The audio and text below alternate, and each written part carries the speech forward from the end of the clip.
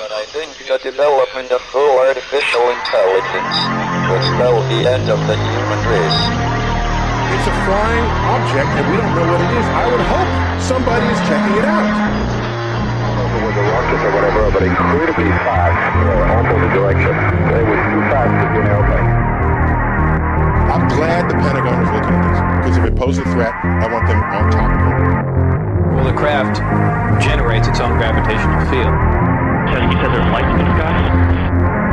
The internet has become the command center for criminals and terrorists. 911, what's your emergency? I need help, please help me! Aliens won't let it happen. You know, that's what we're instructed to say. Roswell, Area 51.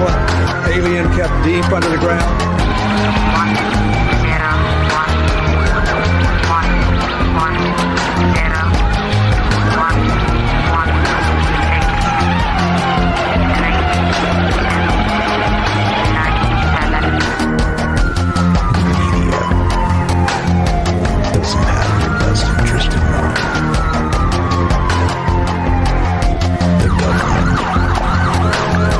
self-serving. You're here for a reason.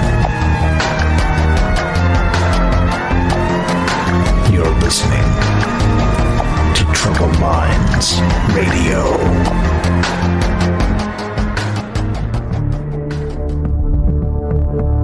Broadcasting live from a secret bunker just off the extraterrestrial highway. Somewhere in the desert sands outside of Las Vegas. From somewhere in space-time, loosely labeled Generation X on planet Earth.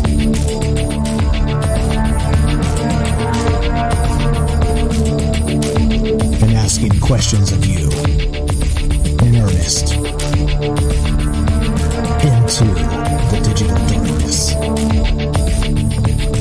Good evening and welcome to Troubled Minds Radio. I'm your host, Michael Strange, and tonight we're here with our good friend Derek, the Nightstocker, and we'd like to say hello to all of you who may also have troubled minds. What's going on, guys? It's Monday night, which is one of the days we get together and talk about all the things we're not allowed to talk about. You know what they are: aliens, conspiracy, the paranormal, the government, academia, the 24-hour news cycle, propaganda, and the general feeling that we live in the upside down. And boy, do we have a doozy for you tonight again.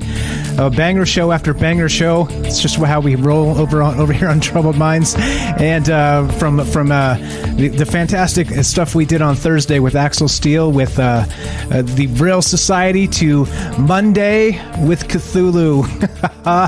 I'll tell you what, speaking of the upside down, this really kind of takes the upside down cake, in my opinion, because there's so much here, so much amazingness that...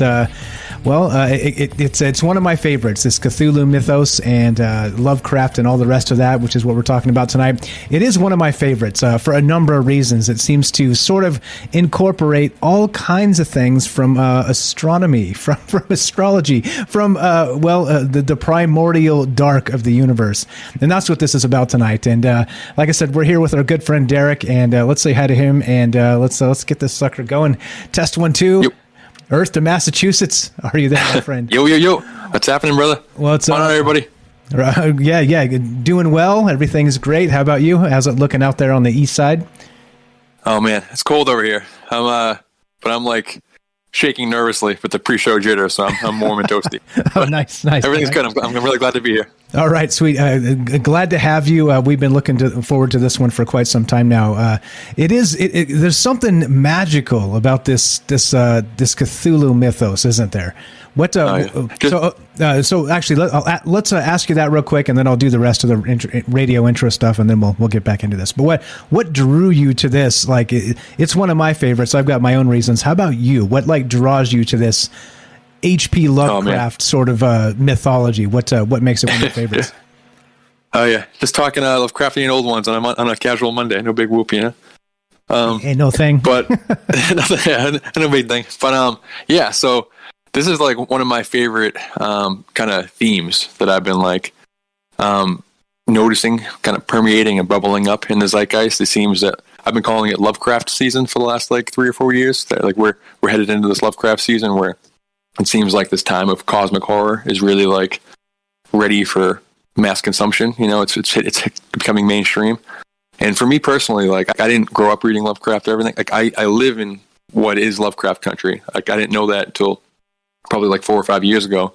But like a couple of years before that, I got really into the Titans thing. The idea that the elites or whatever are trying to, or something, some type of old god, some type of primordial, older pantheon of gods or something is trapped in some type of prison or metaphysical prison, or there's some wall or barrier that keeps them out, and they're trying to bust back into our reality.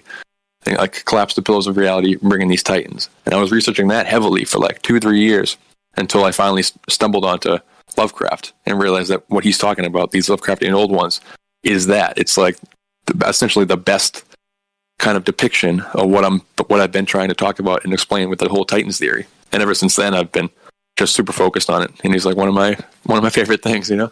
Yeah, I'm not by any stretch of the imagination, I'm not a Lovecraft scholar. So there's probably a lot of people listening who know more about him and have read more than I do. But I'm just very fascinated in the whole idea of it, you know. Yeah, definitely. And nor am I. I'm not a scholar. I haven't read all of his stories, of course. But it is one of those things where it's now like they just introduce a lot of this stuff to the Marvel universe, right? It like literally like the Lovecraft stuff, not ish, like the Lovecraft stuff. And so it makes you wonder, right? Like is that whole predictive programming and then some of that other stuff, or like we always talk about in the news show, are they preparing us for a meteor strike with all this craziness on TV and whatnot? But if not, what if they're preparing us for the portal to open and Cthulhu to come strolling home? Exactly. I've been calling it Lovecraft season, and it started like kind of Color Out of Space was one of the ones where the media noticed it. They started to be like, oh wow, we like this now. This seems to be happening a lot in sci-fi and horror, that this cosmic horror idea. And then at the time, this like the Nicolas Cage movie universe, like the director of that had launched his like Lovecraft themed universe, and then at the same time, the horror app Shudder announced their like movie universe.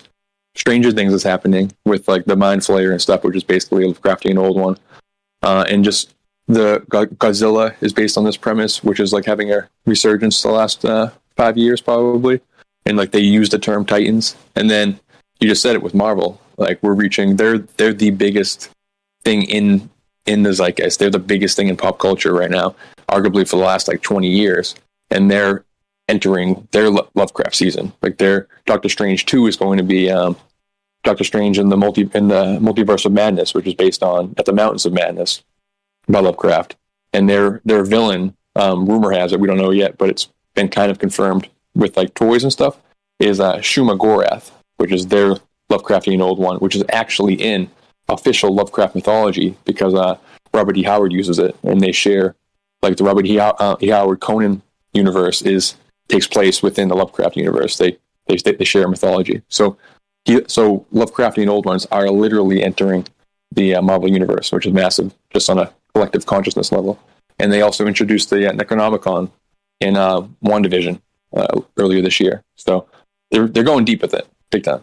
Yeah, I actually didn't get to finish WandaVision. I watched, I think, the first 2, and I got irritated and didn't go back. But it's probably a mistake, right? Because everything always starts slow if they do it right, and then Yeah, I didn't love the first couple of them. I felt like it should have been maybe one long episode or something. But it got weirder, and the Necronomicon thing is more kind of just like, this is a small spoiler alert, but it's more just towards the end. It's kind of just teasing what's coming for this next phase, you know. Gotcha. But it's called like the Darkhold, I think, which is like in that mythology. The Necronomicon is like a fictional version of this actual source information, this like source magical knowledge that like permeates through culture, and different like Lovecraft picked it up and created the Necronomicon, and different actual mythology like religions pick it up and they form their grimoires based on it. But the idea that something different creators, something that some people are picking up on this theme, something that's permeating through our minds, which I don't know, seems to be prevalent with Lovecraft a lot. And exactly, and here we go. So as you know, this is our good friend Derek the Nightstocker from Massachusetts.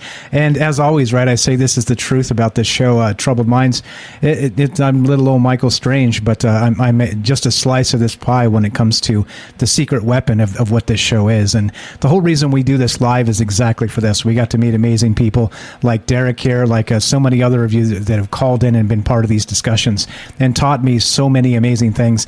And that's really it, right? It's about a conversation. It's about considering some things that may seem not just impossible, unlikely, but fantastic. I think that's a pretty good word to describe what this show's about. It's just kind of maybe untethering yourself from whatever reality you may be tethered to and considering weird things. And that's what's up. So as a result of that, we have an open phone line, of course, and an open Discord. If you want to be part of the discussion at any point, you can join us at 702-957-1037. That's 702-957-1037. The phone number and the Discord link are at troubledminds.org.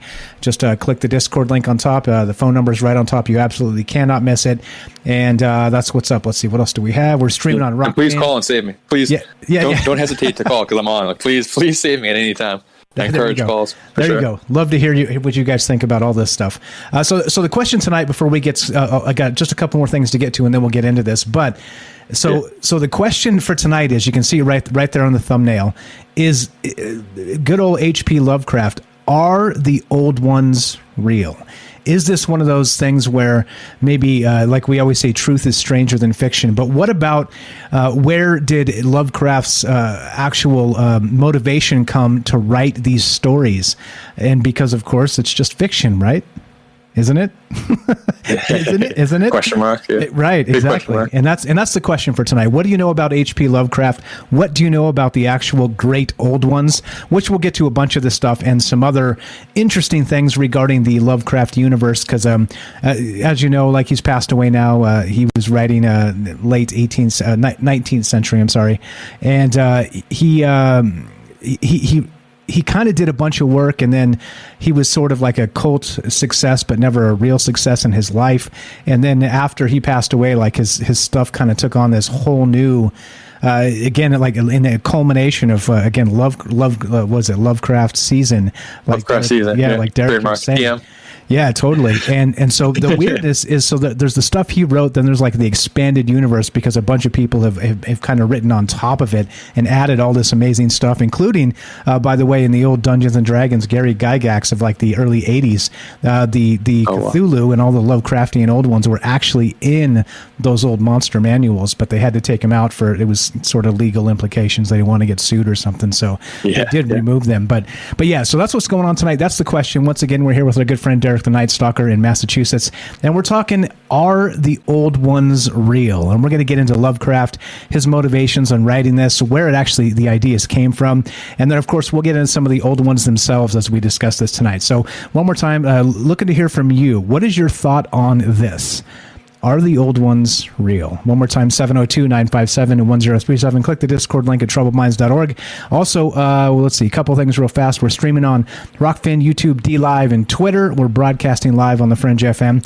And love to hear your thoughts. Love to hear your thoughts tonight. And thanks again to Derek for joining us.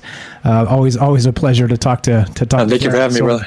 Yeah, pleasure's all mine. The long form talk show is really, really incredible for stuff like this, because there's so much. So let's do it then. So, okay, so the crazy part is, when you and I were talking about this over the past couple of weeks here, just kind of kicking the idea back and forth, is you brought up to me that the idea for the great old ones of Lovecraft, is his fiction, sort of came to him in this dreamlike state, right? It wasn't a situation where he just kind of made it up, which again opens up a whole other can of worms with not just, okay, so if he kind of like got this stuff from a dream, the other question is, where does creative motivation come from at all? And we've talked about that sort of in a universal sort of situation. Like, are we downloading information from somewhere inadvertently without realizing it, and then it's maybe manifesting in dreams? But let's start there. So let's start with him. And what do you know about Lovecraft and his dream states, and where the old ones came about?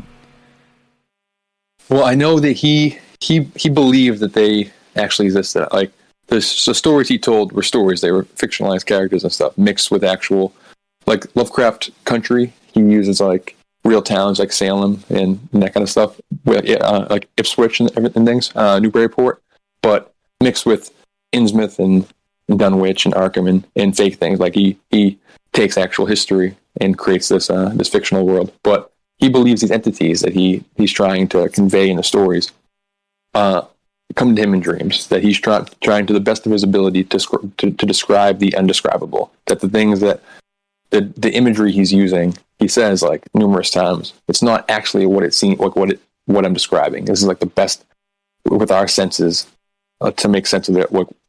To try to convey the message. So he believes he's tapping into some type of entity that's communing with him in the dream space, and it horrified him, and he went crazy. He couldn't handle it, And I've been as I've been prepping for the show and binging the different stories and stuff, the idea started to come to me, what if kind of zoom out on the human, just the collective consciousness, kind of zoom out, and you get kind of this one artist and other people during his time period that he was actually in communication with, getting this idea, getting this message beamed in the dream space, and then not being able to handle it, and it's really it broke him.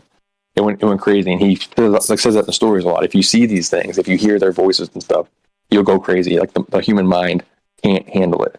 So we have this crazy artist trying to insert this idea into the collective, and then it didn't really, he wasn't famous and rich from it. It didn't really stick, but the idea of it seeped in, and different artists took it, different writers took it, and it became to what it is right now, where it's crescendoing into where you say the word, I don't know, the word Lovecraftian, it just gets people going. It just people are ready for this idea for some reason. And what if, we've talked about a million times the power of the human consciousness and that we're creating reality. So what if it is some type of entity communicating through artists, through mediums as humans, to manifest itself into reality? So we're going to get into all kinds of portal weirdness, which I absolutely love, but also I think it's fascinating to the idea of Cthulhu existing in the dreamscape, in the ethereal, and trying to beam itself in through a human portal of ideas. Like what if we're manifesting a thought form, a tulpa version of Cthulhu? Does that make sense? Yeah, it makes perfect sense. In that this stuff. So okay, let's just reframe this. Truth Roller in the chat says, I've been listening for a few minutes. I have no idea what we're talking about. All right, so let's just start. Sorry. Yeah. No, not you, me. I'm not used to a 3-hour show. I'm going to try not to I'm used to just a 5-minute call. Yeah. All good. Okay, so here's the thing. We're talking about H.P. Lovecraft. Okay, this is straight from Wikipedia. Just to fill us in, he was born August 20th, 1890. Passed away March 15th, 1937. So an American writer of weird science, fantasy, and horror fiction. Lovecraft is best known for his creation of the Cthulhu mythos, and that's what we're talking about tonight. So basically, the Cthulhu mythos is that he had these dreams, and we'll get to the dreams in a sec, specifically from that little blurb that I trimmed out and shared with you earlier, Derek, is that, so he wrote about these primordial ancient gods of basically the early universe. Before there was anything, there were these huge entities. And when we talk in terms of big here, we don't even know how big that is. It could be the size of a galaxy itself. We don't even know how large these things are.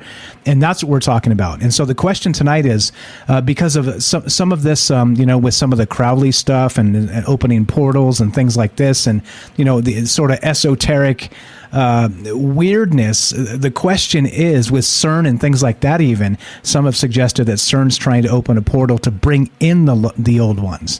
And so for what purpose is an interesting question. But what we're talking about tonight, is it possible that these old ones, the Lovecraftian old ones, and again, The Call of Cthulhu is his most famous book that really kind of kicked off this mythology, but he wrote others, right? In the Mountains of Madness, After Mountains of Madness, Shadow over Innsmouth, The Shadow Out of Time.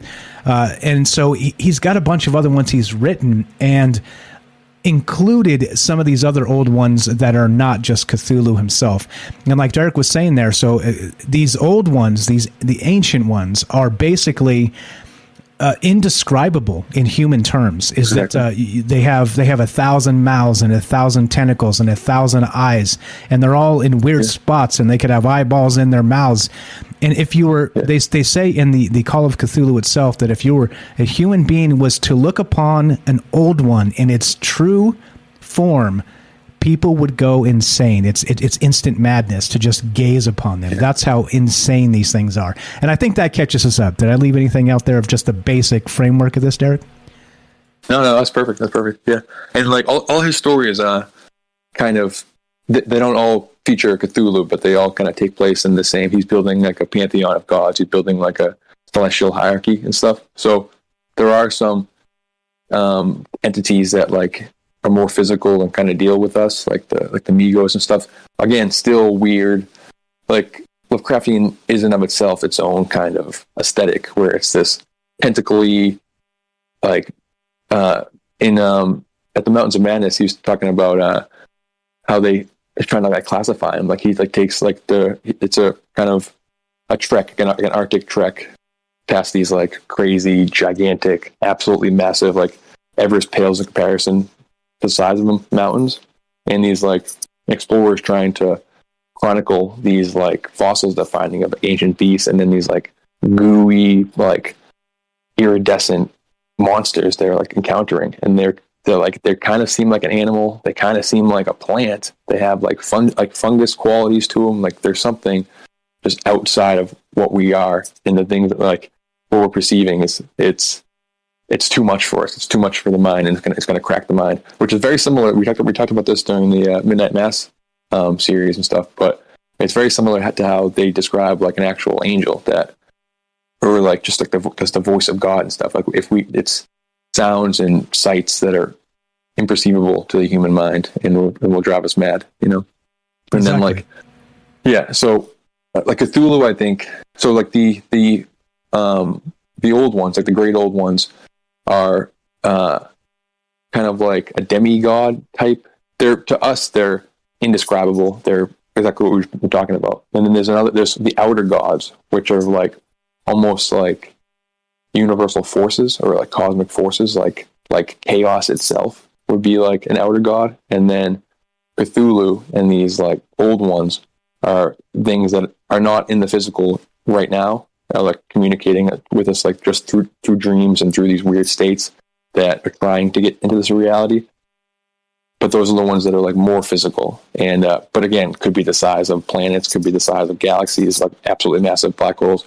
We don't know. Like it's yeah. I don't know. It seems that's kind of the cool thing about it. It's different people in the zeitgeist, in the collective, trying to piece whatever this is on the other side together through different art forms. And Lovecraft seemed to get a big download, and he paid the price for it. He's like, Exactly. So just I got this up on the screen. I'll read this real quick. As a child, Lovecraft was tormented by night terrors. Beginning at age 6, young Howard was visited by what he called night gaunts, Gaunts, faceless humanoids with black, rubbery skin, bat-like wings, and barbed tails, who carried off their victims to dreamland. And that's what we're talking about tonight. Are these entities real? We're here with our good friend, the Nightstocker, talking about H.P. Lovecraft. Love to hear your thoughts at 702-957-1037. That's 702-957-1037. This is Troubled Minds. I'm Michael Strange, and the question of the night is this: are Lovecraft's old ones real? Don't go anywhere. More Nightstocker, old ones, and your calls when we come back. BRB. More Troubled Minds on the way.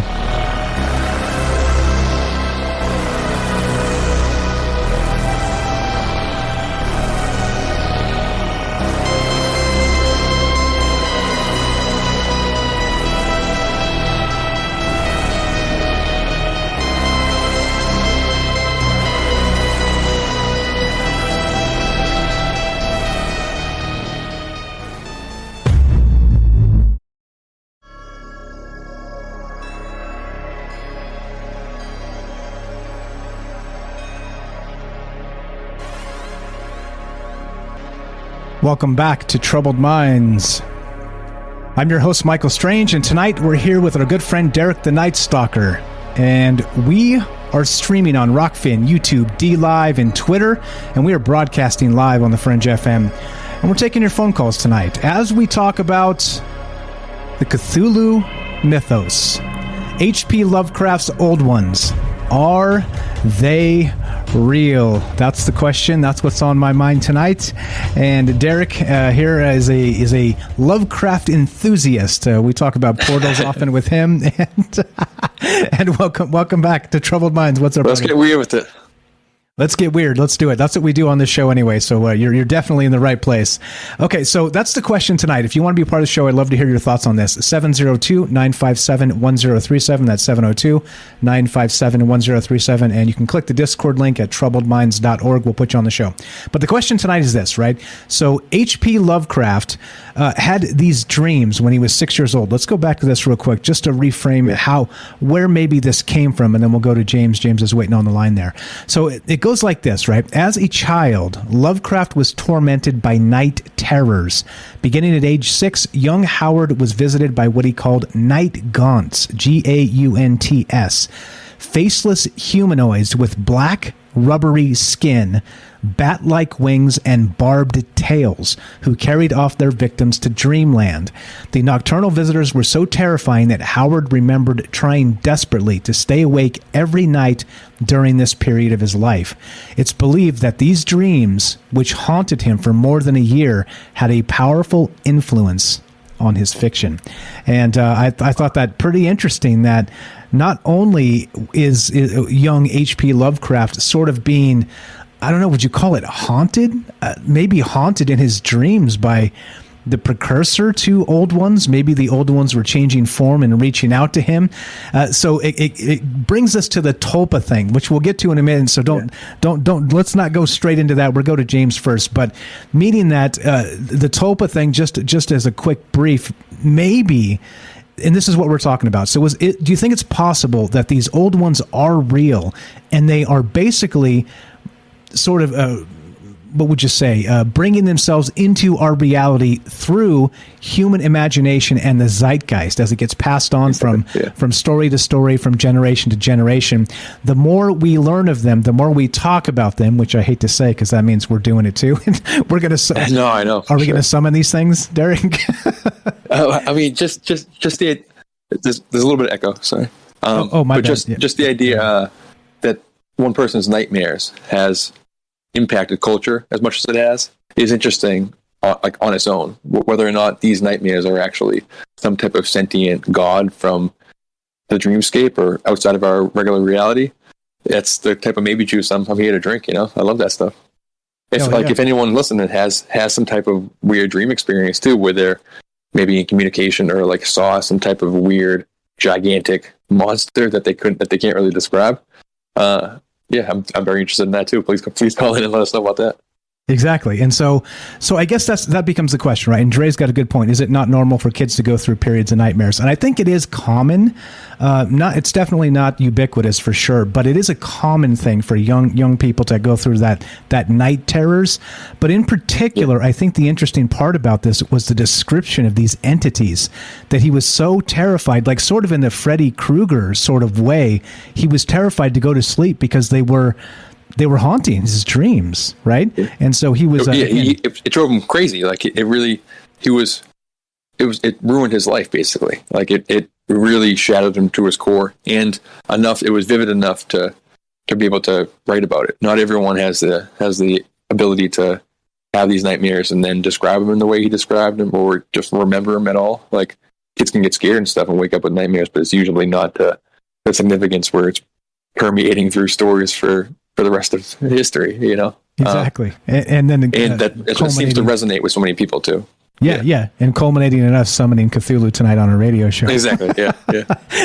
So that's what we're talking about tonight. The question is, do you know about H.P. Lovecraft? If not, we're going to fill you in for sure. And do you believe it's possible that H.P. Lovecraft's old ones, a work of fiction, are some sort of tulpa effect where the seed is planted in his brain as a child, these faceless, nocturnal, humanoid entities haunting him, but they're trying to break through into our reality, starting with this young boy's dreams? Love to hear your thoughts. 702-957-1037. Let's go to James in Michigan. What's up, James Salcedo? How are you doing, my friend? You're on with Mike and Derek. Go right ahead. Hello.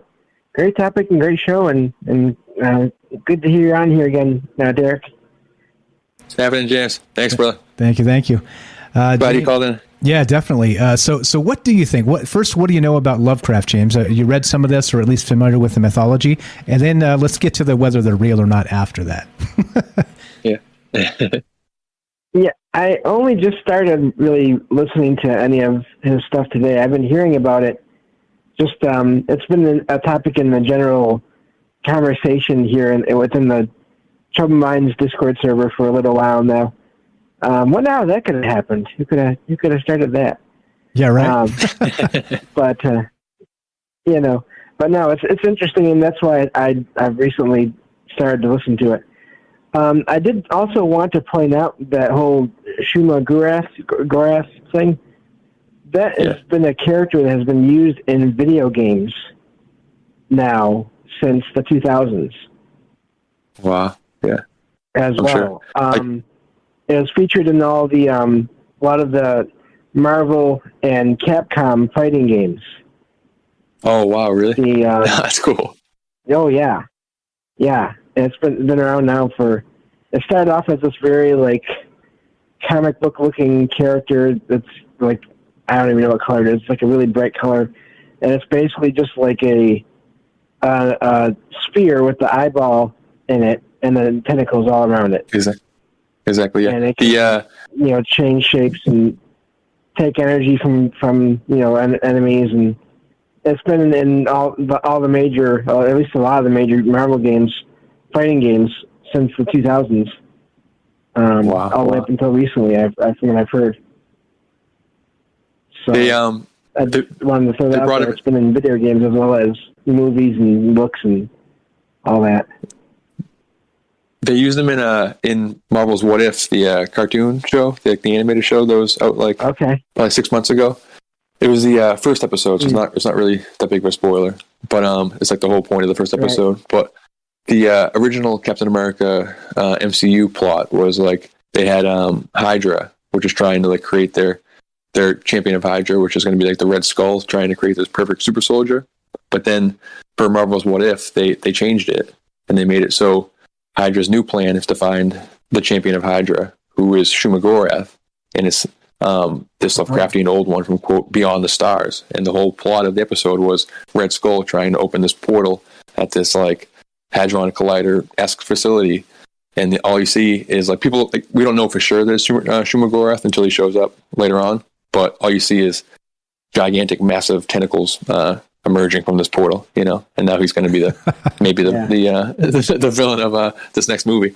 And also, like, to the video game point, I'm always searching, like doing like Google News searches for different keywords and stuff. And literally once a week, I'm putting in Lovecraft and Cthulhu and stuff.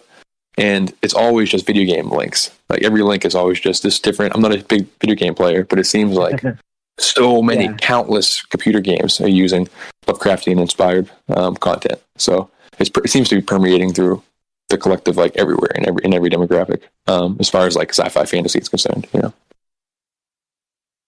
And if you look at that whole series of fighting games from Capcom, that's like a good, I'd say at least 5, maybe 10 games total over the last 15 or so years. And it started with the PlayStation 1 was where the first one of those games came out, Marvel Superheroes. And then it went on, Marvel versus Capcom 1, 2, 3, all the variations, all the way up to now the fully 3D fighting games. So, yeah. Well, have you? So I just wanted to. Sorry. But yeah. No. I was going to ask you, like, because you're a Marvel guy, like Shuma Gorath is like literally a Lovecraftian old one, but I always describe the Celestials as being like an example of what I mean when I say Titans. So like Lovecraft, I think like Jack Kirby is another one of these artists who seems to be like channeling some type of information. And I've made the analogy that where Lovecraft has his Lovecraftian old ones, he's like channeling whatever this information is through a cosmic horror prism.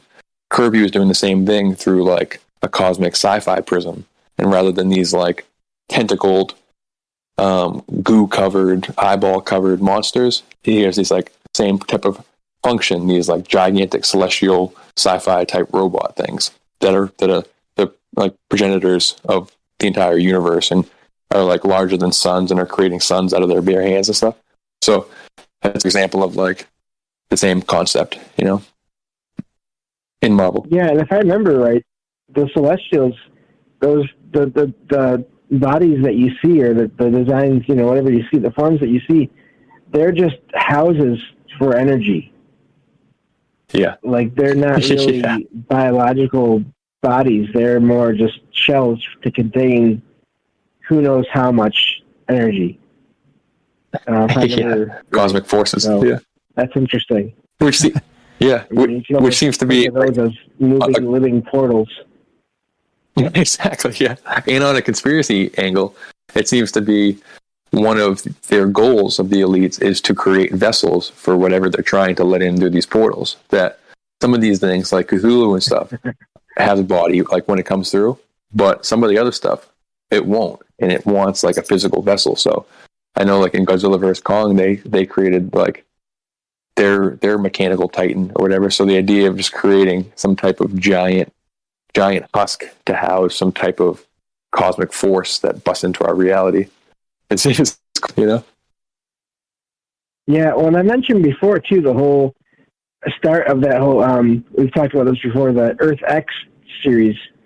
Yeah, there's this idea that the Celestials they don't make, you know, their method of creating new Celestials is they use worlds as eggs, like giant, you know, cosmic, almost like chicken eggs or animal eggs. And that is the reason that explains why Galactus is out there in the comics, in that universe, is he is basically the natural way of balancing, of keeping the Celestials from just taking over completely. Like, he is, you know, to so many, he is basically evil for destroying all these worlds. But if he didn't, you know, it's a whole perspective thing. As always, right? Wow. I just had a terrifying thought, gentlemen. We're nerds. Oh, yeah, for sure. Yeah, no, that's okay. Yeah, that's fine. I'm just kidding. Proud nerd. Yeah, right. Yeah, all good. So James, though, now, what do you think about the Tulpa idea? Do you think, again, back to the dreams? So young Lovecraft had dreams when he was 6 regarding these entities, and what do you think about the idea of they were actually sort of trying to enter our zeitgeist through his dreams, forcing him to go mad and write these stories as some sort of, maybe, what would you call it, generational troll or generational meme sort of thing that kind of shoehorned it into the zeitgeist to maybe have us now talk about them and be considering and knowing about them so that they could somehow, some way kick in the portal and come back to where they belong. What do you think, man? You know, I feel like writers like Lovecraft they experience just the whole, like what they experience is just a greater or more extreme version of what any creative person experiences when they come up with ideas, or when they get ideas about, you know, things to make, things to write about, things to draw, things to paint. I think that Lovecraft is just a more extreme example of maybe that connection, or that for some reason whoever out there were able to get to him and easier than they do to other people. Like he was sort of in tune. Could be. What's that? Sorry. Like he was sort of in tune with whatever message they were sending. They were able to get to him easy, and so they fed it into him, made him mad. He wrote these stories, and here we are summoning Cthulhu on the radio. Exactly. Yeah, I really do, because you hear it so often. And I've said this before. People always ask, writers and artists, and where do you get ideas? And no one ever really has one answer or even a clear answer most of the time. Yeah. Unless, some cases they do, and it's, it was inspired by this or that thing that I saw. But a lot of cases, people are like, and I'm like, I don't know. It just came. Yeah. One day, it just came. It seems like the best ideas come from that. Like the most influential things that pop up in pop culture seem to be things that originate. And we talk about it tons of times with like alien stuff and technology and everything, that what if something from like outside is trying to get us to build technology? So it's a similar idea. What if this like primordial monster is using what's possibly the most sophisticated technology for generating something as reality, which is humans, where if we're constantly creating reality, how do you birth yourself in this reality but enter the minds of the reality creators? And that's like what they did through, like you said, maybe somebody that like was easily accessible, and they ended up kind of like breaking his brain, but then through that inserted a meme into the culture. And it's really it's fitting that you like just started getting into Lovecraft, because you're a big Stephen King fan, and I've been saying honestly for like 4 years that what we were just in and like exiting was like prime Stephen King season with a SZN, and now we're entering a Lovecraft season, and it's gonna get big for sure. Yeah, I do, and I feel like maybe these things are contacting a lot of different people, including some of the scientists that make things, that make devices. Because if you think about it, they're also creating. They're just creating different ways in different mediums, and people don't always think about that. But I've heard that before. Whether you're math or science, or sometimes it takes an idea that just comes out of nowhere to make an advancement. Maybe that's not coming from nowhere. Especially when with your cases like we talked before about people that were considered geniuses, like Tesla and Einstein, and take your pick. So it takes that mixture of the more nebulous ideas, let's say, that are sent to the more artistic people, and then but at the same time, whatever is out there is contacting all these scientists and getting them to help make those things possible. Yeah, exactly. I mean, Joey Rose, who's like the inventor of the DWF computer, said that it's literally what's happening. Yeah, he used the word Lovecraftian old one as like what we're actually summoning by using like quantum computing and stuff. So the scientists who are making this stuff are well aware of this idea.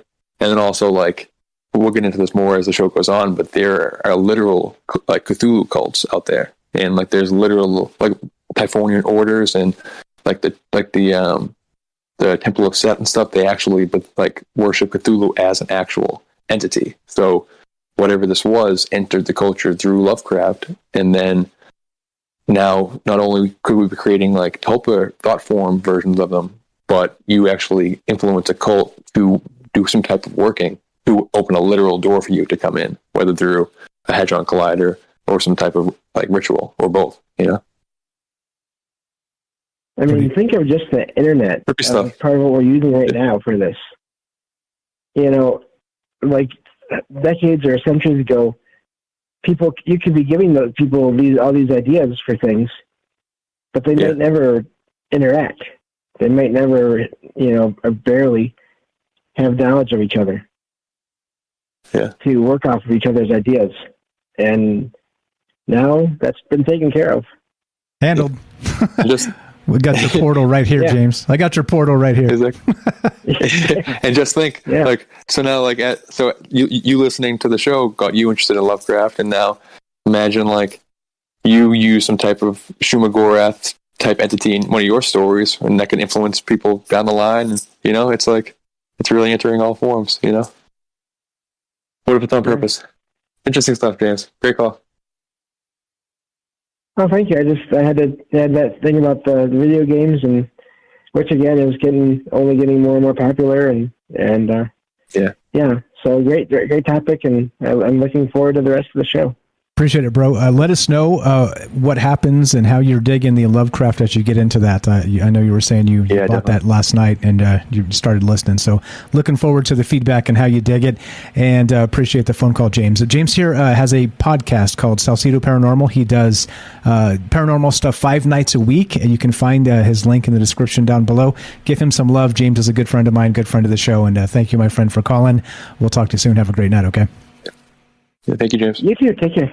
Thanks a lot. Yeah. Thanks a lot. Good stuff. Easy as that. I mean, it's not as easy as that, but it's as easy as dialing the phone number if you want to be part of the show tonight. And we're talking here with Nightstocker from Derek in Massachusetts, and we're discussing the fact that H.P. Lovecraft created these old ones, or did the old ones somehow tap into his consciousness and try and find a way out? Meaning they were using him as the portal and us as the vehicle to maybe push them into the zeitgeist so that they could kick open the portal at CERN or somewhere else. And so the question tonight is, are the old ones real? What do you know about H.P. Lovecraft, and do you think this is a thing? And again, you know us, we drink a lot of the maybe juice and talk about all kinds of crazy stuff here. So forgive us if we're a little bit off the beaten path, and I call it off the rails. We just kind of live off the rails at this point, so it's all good. But 702-957-1037. We got like a minute left. What's your wrap-up thought here before we go to the top of the hour, my friend? Where we're going, we don't need rails.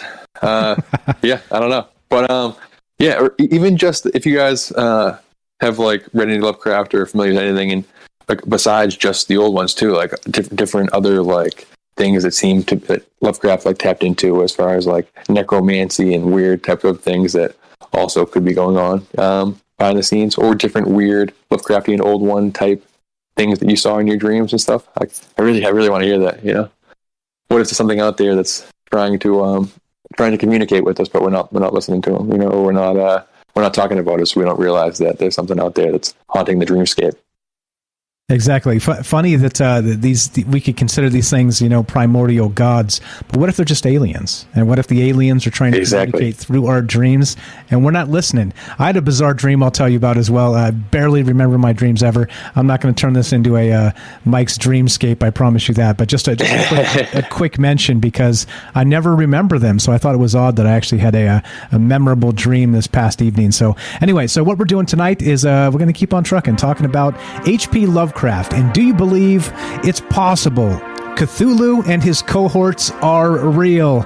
If you want to be part of the show tonight, we're here with our good friend Derek in Massachusetts, the Nightstocker. Give us a call, 702-957-1037. That's 702-957-1037. This is Troubled Minds. I'm Michael Strange, once again here with Derek in Massachusetts, and looking to hear your thoughts on, are the old ones real? So, as we do this, you guys know the drill. We're going to take a quick commercial break, and we'll be right back. More Old Ones, the Nightstocker, and you when we return. Don't go anywhere. Be right back.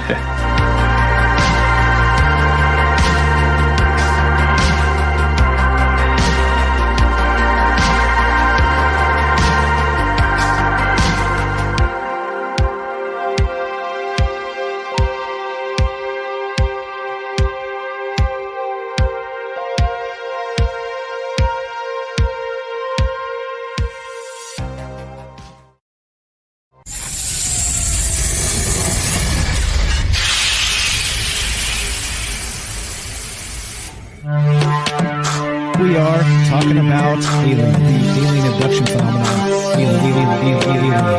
The aliens are looking through your eyes and they're accessing your optic nerve. I'm doing this. through that optic nerve, they're transferring to your brain. People are random images as they traverse neurons in the brain. All right, so maybe, and they also feel them planting or receiving memories or ideas or images.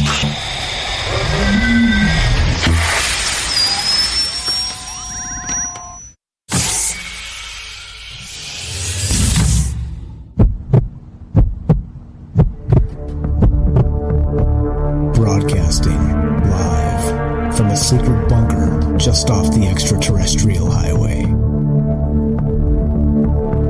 Somewhere in the desert sands outside of Las Vegas. From somewhere in space-time, loosely labeled Generation X on planet Earth.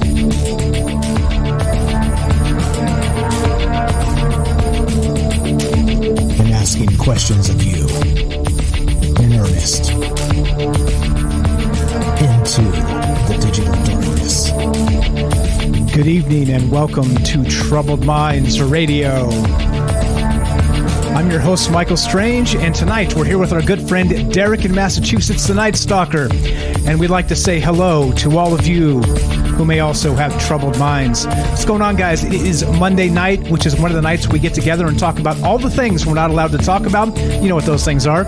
Aliens, conspiracy, the paranormal, the government, academia, the 24-hour news cycle, propaganda, and the general feeling that we live in the upside down. As you know, the secret weapon of this show is you. And of course, we met Derek on this show as well. And the whole idea here is we have a phone number because it's a conversation between friends.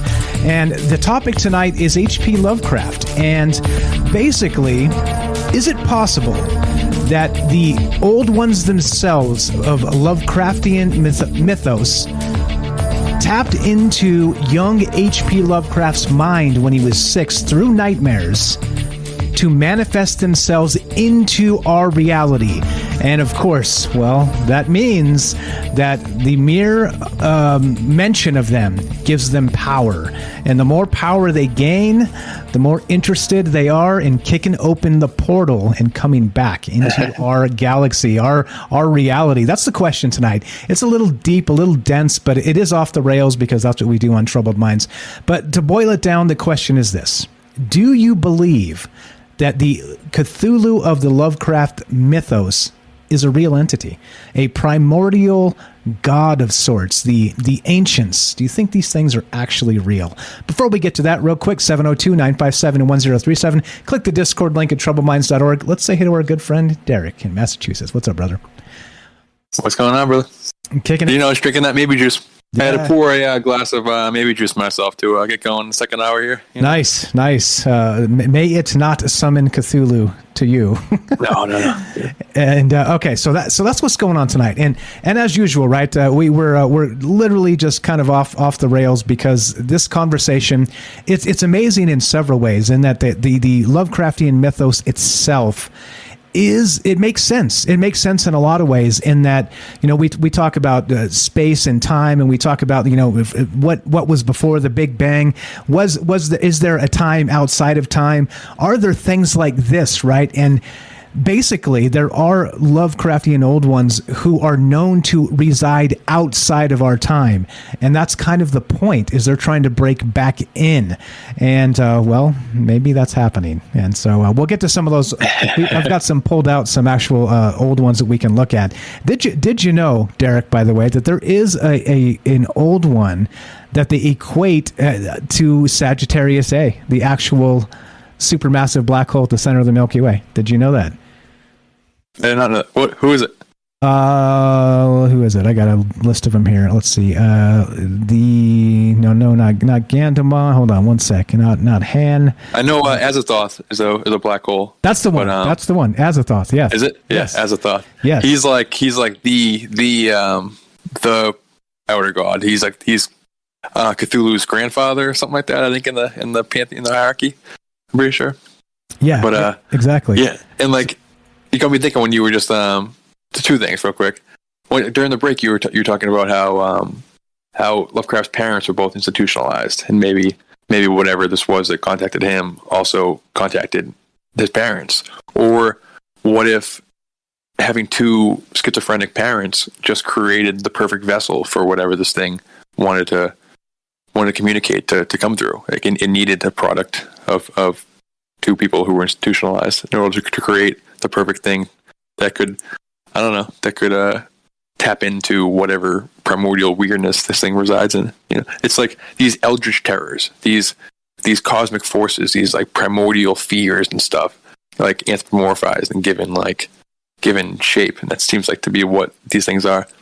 But also, as you're saying that, it kind of got me thinking that what if it doesn't need to be like, I'm very, very into the idea that it's something on the outside of reality trying to bust in. That's like what I believe is probably happening. But also, what if it's a thing where we're just kind of hearing the echo of something that's going to happen, and that there is some type of Galactus that's like about to approach Earth, that like everybody seems to be feeling that's some type of approaching apocalypse, and then also simultaneously this Lovecraft season, this meme of these Lovecraftian old ones seems to be entering the zeitgeist in a serious way.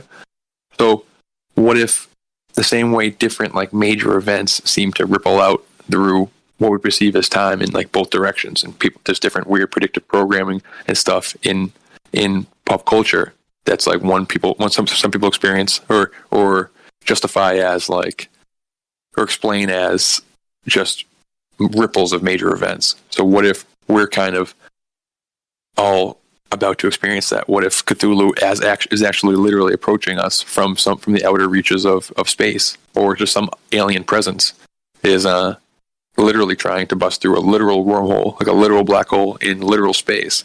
Or like you have that purple rock story you could probably get into at some point too, but what if there actually is some type of physical alien presence that's approaching Earth, and Lovecraft just like detected it through the collective consciousness, through whatever this ether is in Dreamscape, like 100 years earlier than it actually happened, and now we're finally catching up as a collective. Yeah. So is it good or bad? Now hold the thought, but is it good or bad if we catch up to the collective? If it happens, no matter what, like if this is summoning them, then it's probably not the best thing in the world.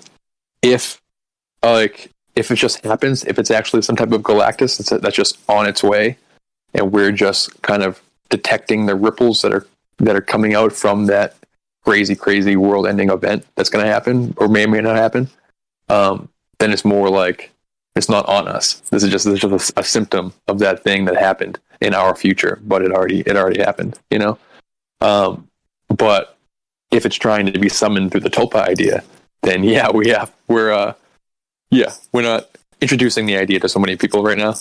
Probably isn't the best thing if we're trying to prevent it from happening. But if we're trying to get on Cthulhu's good side before it does come, this is the best thing to do. So this is the way to do it. Pick a poison. Broadcasting from a circle of salt. All right, so exactly. So we got a phone call here. I see you, Joseph. We'll get to you in just a sec. I wanted to comment on what Derek was saying there. So H.P. Lovecraft, both of his parents were schizophrenic. They were institutionalized, and so it got me thinking what you just said to kind of tack on exactly how you were describing that. So remember we talked about Philip K. Dick and how he was sort of in tune with alternate realities, basically, right? So what if in that sense he talked about the divine programmer and the dark counterplayer, and we talked about the duality of creation. So what if H.P. Lovecraft's parents were that maybe sort of duality mind-wise that Cthulhu needed to enter, and the creation was the sun that had night terrors that introduced him to Cthulhu himself. That had the true sight, from the right. Yeah, exactly. Yeah. Wild stuff. Who knows? So it's a trivia idea. Exactly. Yeah, exactly. And that's what we're talking about tonight. Do you believe H.P. Lovecraft's old ones are real? Love to hear your thoughts on this. We're here with Derek in Massachusetts, the Nightstocker, 702-957-1037. That's 702-957-1037. Give us a call. Let's go to Joseph in Iowa. Welcome to Troubled Minds, my friend. You're on with Mike and Derek. Go right ahead. Hey, so I had an experience with in a dream with faceless people. Oh wow! And I wanted to kind of talk about that. Sure, go ahead. And I think, like, at the time when it happened, a lot of people were talking about Squid Games, so it kind of felt like the Dream Olympics. Like when it happened, usually dreams have like constructs, like you're like in a building or a scene, like you see a hill. Well, this one was kind of like something like there was more just people, and the people at first had detail, but like at second glance, they were just blank faced people. Wow. And then something happened. And like we were all moved to like seats, like just walking to seats. Like, and the communication was weird too. It was like you're communicating, but it happens so quick. You're just like, it's like walking up to someone and like getting their full story. But like I don't recall anything from the story or the conversations. But like we're in these seats though. And that's when I figured out like the real fate, like the faceless. Like I looked over at the person I was talking to at first, and they had no face. And then when I realized that, I locked in the same position as they did. Like they were locked forward, like they were a normal person, a different person than me. But once they were like that, and I realized they were like that, I locked in the same position as them, and then I woke up. Wow. And that's kind of was everyone faceless or just the one person? Like in Lovecraft, I haven't come across him in actually reading the stories, but in the mythology, Nyarlathotep, I think is how you pronounce it, is like the faceless god in the mythology, and I've heard it described as like an avatar for Azathoth. If Azathoth is like primordial chaos, like the chaotic force, then Nyarlathotep or whatever this thing is, this faceless god it's like physical manifestation. It's like it would be if Azathoth is like the Abrahamic god, this faceless god would be like its version of Jesus. You know, so is that it? Do you think you saw that entity, or was everyone in the crowd like faceless? Well, that's the thing. I only remember one person. Oh wow, yeah. But I know there was more. I know there was more people. I described it as like the Dream Olympics, and it was chaos. Yeah. Like you said, chaos. It was kind of chaos because it was almost like you're trying to figure out what's going on, and there's all this stuff happening, and then you're just brought to this, and then you just go with it. And that's why I called it the Dream Olympics, and it kind of reminded me of like maybe there's a Squid Games happening on like maybe I was like part of a staff, like the staff for a little bit. Like, I don't know, like. Yeah, sure. Squid Games too. I mean, Squid is tentacles is very Lovecraftian, you know. And they had for that show, for like a promotion, I think they had some giant squid statues. I think in Korea or something, like wherever Squid Game came from, they had like some kind of giant squid statue to promote it, which popped up at the same time as like a squid-headed statue in Texas, and then Japan used their COVID relief funds to build this giant squid statue. It was like 6 months ago. So if there is some type of Cthulhu thing resonating with us, it's coming out. Like, it's weird that it's that Squid Game was an aspect to this faceless god dream you had. Interesting stuff, brother. Yeah. Yeah, great call. So the question for you, Joseph, do you believe that have you heard of these Lovecraftian old ones? And if so, from what we described, do you believe that they could possibly be real? Yeah, anything's possible. But I have I realized I even have a Cthulhu shirt. I didn't even know what Cthulhu was, and I have a Cthulhu shirt. But I just figured that out. See? That's true. I think Cthulhu is like, I'm almost positive that Cthulhu is more famous than Lovecraft himself. It's more of a influence in culture, like even more so than people realize. It's big. He's permeated for sure. He seeps through the culture for sure, in more ways than we realize. Great stuff. Appreciate the phone call. What else you got for us, my friend? Well, I think dozing off and like sleeping, and then like when you're about to sleep, or like at the end of it, like remembering, like if you can master that info switch, because you start to get into that dream realm, and mostly it's like, I remember one time I'm like, oh, like that's, if I could manifest that, and I'll be a billionaire. And then like you start to like remember what it was, and it's like, oh, that's impossible. But like some things you can bring from the dream place, and it can be very unique. Yeah. Like absolutely information. Yeah. That's the shamanic experience. That's the role of the shaman, is to go to the other side, whether it's like the underworld or the dream realm or the psychedelic realm or whatever. Find things out, gather information, and then bring it back and relay it to somebody else, or bring it back and then use it somehow in our material reality that we're living in every day. That, like, we're all having dreams, but it's the artist's role to remember those dreams and bring it back to our reality. There you go. Yeah. Good stuff. I got a favor to ask of you, Joseph. Please do not summon Cthulhu in your dreams. I would appreciate that very much. Don't do it. It's probably not a good thing. My opinion is probably not a good thing. Joseph, you're incredible. Thank you so much for the phone call. Joseph here has not a podcast. He's got a YouTube channel called Hydro Hose. Check it out. Links in the description. Also, by the way, Nightstocker as well. He's got a YouTube channel. Let's inspire him to make some content. His link is also in the description below. Joseph, thank you so much for calling. You're the best, brother. We'll talk to you soon. Alrighty.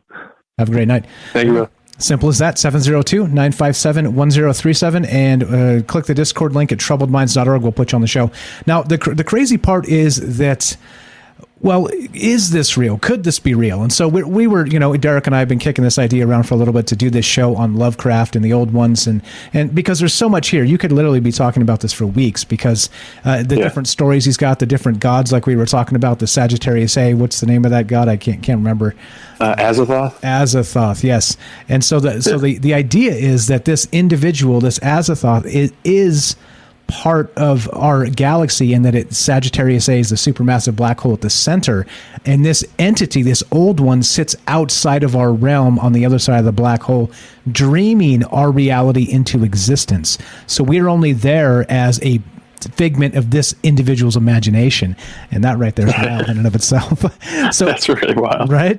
And so so Derek and I were looking for some ideas here on how. Okay, so look, let's say that maybe this stuff is real, and that maybe these guys are trying to come through. Okay, so we found this article on futurism, and it's this is nuts. Listen to this. Got scientists puzzled by purple coating on Mars rocks. All right. Now it got us thinking in terms of WTF does this mean? All right. But just real quick, I'm going to read just a little blurb from this.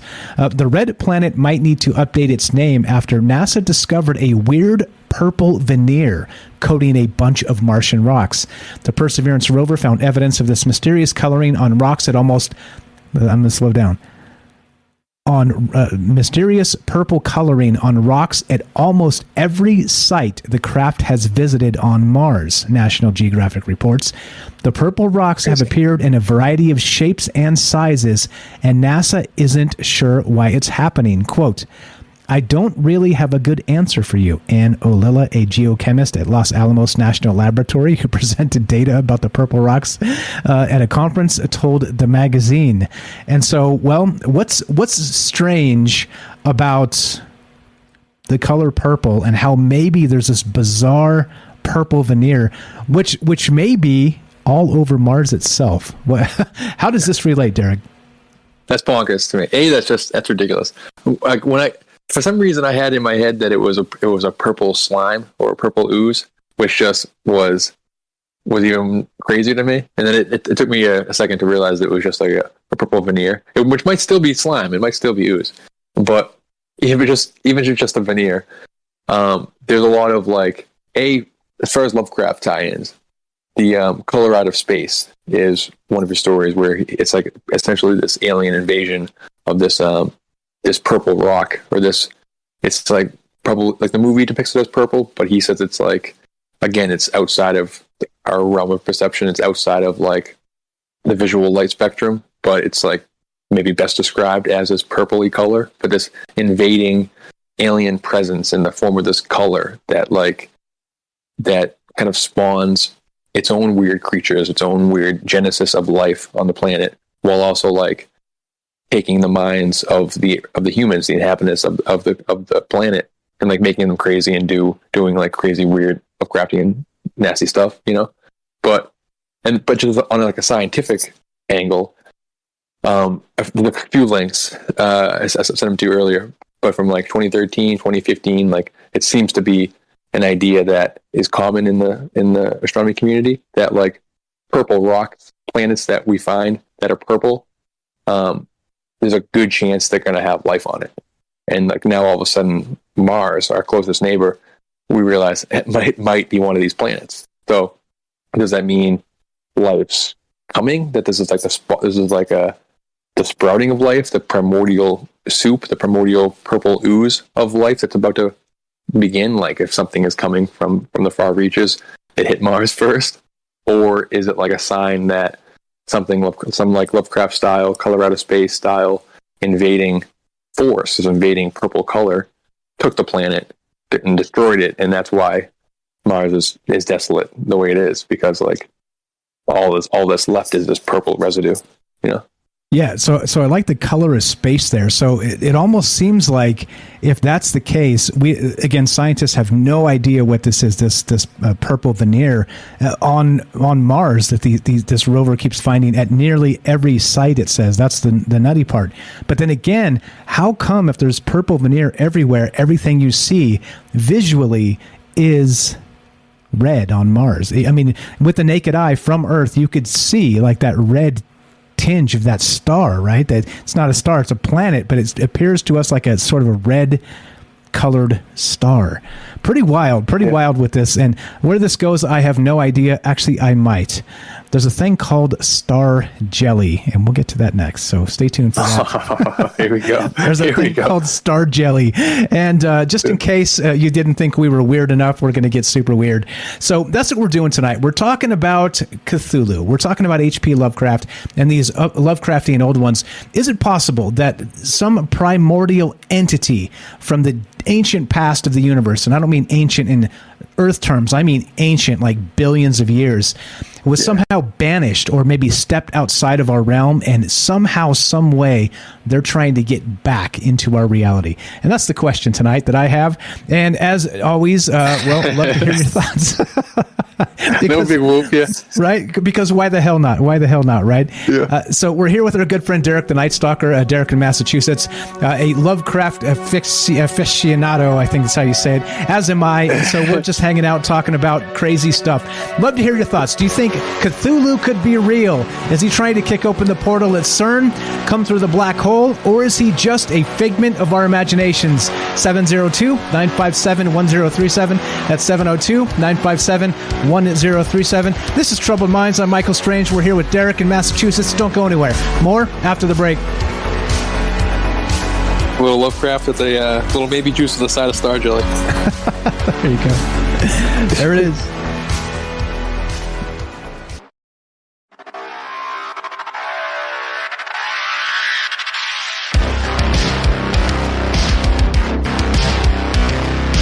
Welcome back to Troubled Minds. I'm your host, Michael Strange, and we're here tonight with our good friend Derek the Nightstocker in Massachusetts. And we're streaming on Rockfin, YouTube, D-Live, and Twitter, and we're broadcasting live on the Fringe FM. And the topic tonight is this. H.P. Lovecraft wrote about ancient old ones, the old ones, and of course they're primordial monsters or even ancient gods. Do you think it's possible they were banished somehow from our reality and they're using us as a portal, conduit, or some other thing to kick in the door and retake our reality. If you want to be part of the show tonight, give us a call, 702-957-1037. That's 702-957-1037. You could click the Discord link at troubledminds.org. We'll put you on the show. It's as easy as that. What's up, Derek? Welcome back. Are you there? Test 1, 2. You. Right on. Let's do it. Okay, so we had a good question there in the chat during the break, and I think it's important to talk about this. I kind of hinted at it just a sec there. We'll get to Star Jelly in just a moment. But the question was this. Who said this? The Brian After Dark? Yeah, Brian After Dark. Thank you. Brian After Dark said, so Cthulhu and the other elder gods are supposed to be super evil and powerful. Would they need a CERN to break through to our world? And I think, and I'm not the expert on the Cthulhu mythology and the rest of this, but I think that these old ones are either dormant and or have been banished from our reality, right? I think that's what we're looking at. Yeah. Am I correct there? Yeah, I think it's like multifaceted, and different entities are different like types of beings. I think there's some that have been banished and they're like imprisoned and they're trapped behind a barrier or in some type of like Tartarus type of deal, some like underground dwelling or in the depths of the ocean or something like that, where they're physically trapped and need to be summoned, need to be like released from their chambers. But sometimes they're like actual cosmic forces or like non-physical forces that need to be like conjured to be made manifest, like to be made corporeal by like cults and stuff.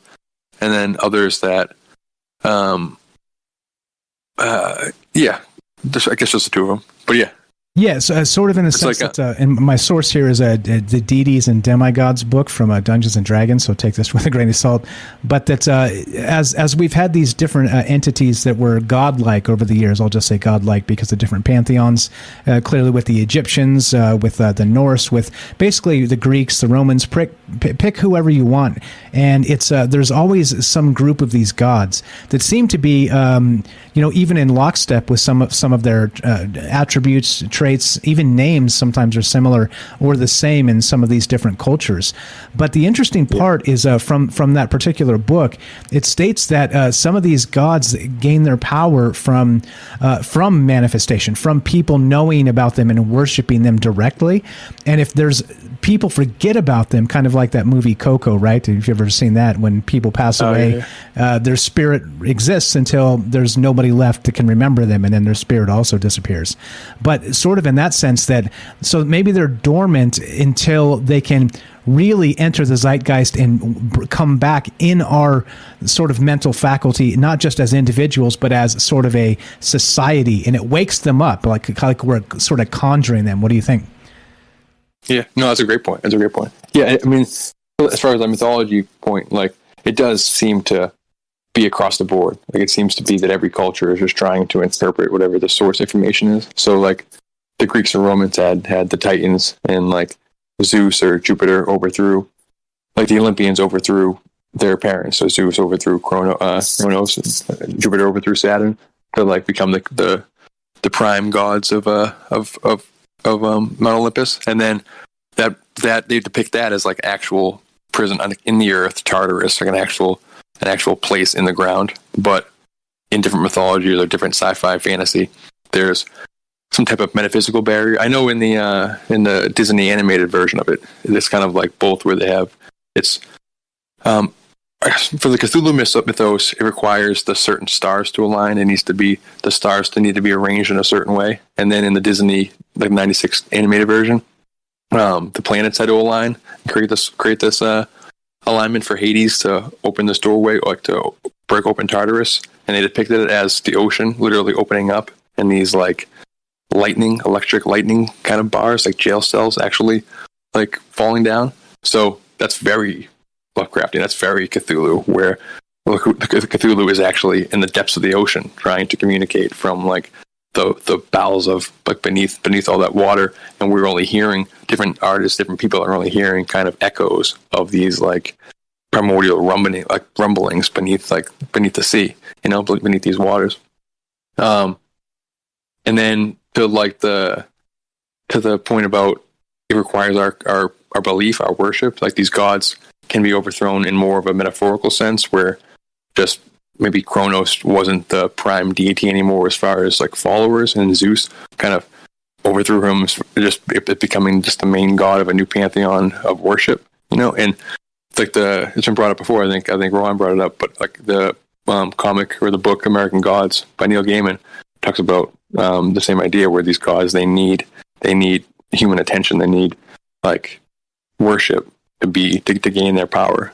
So it chronicles like these different gods trying to like through celebrity and that kind of stuff gain following from people.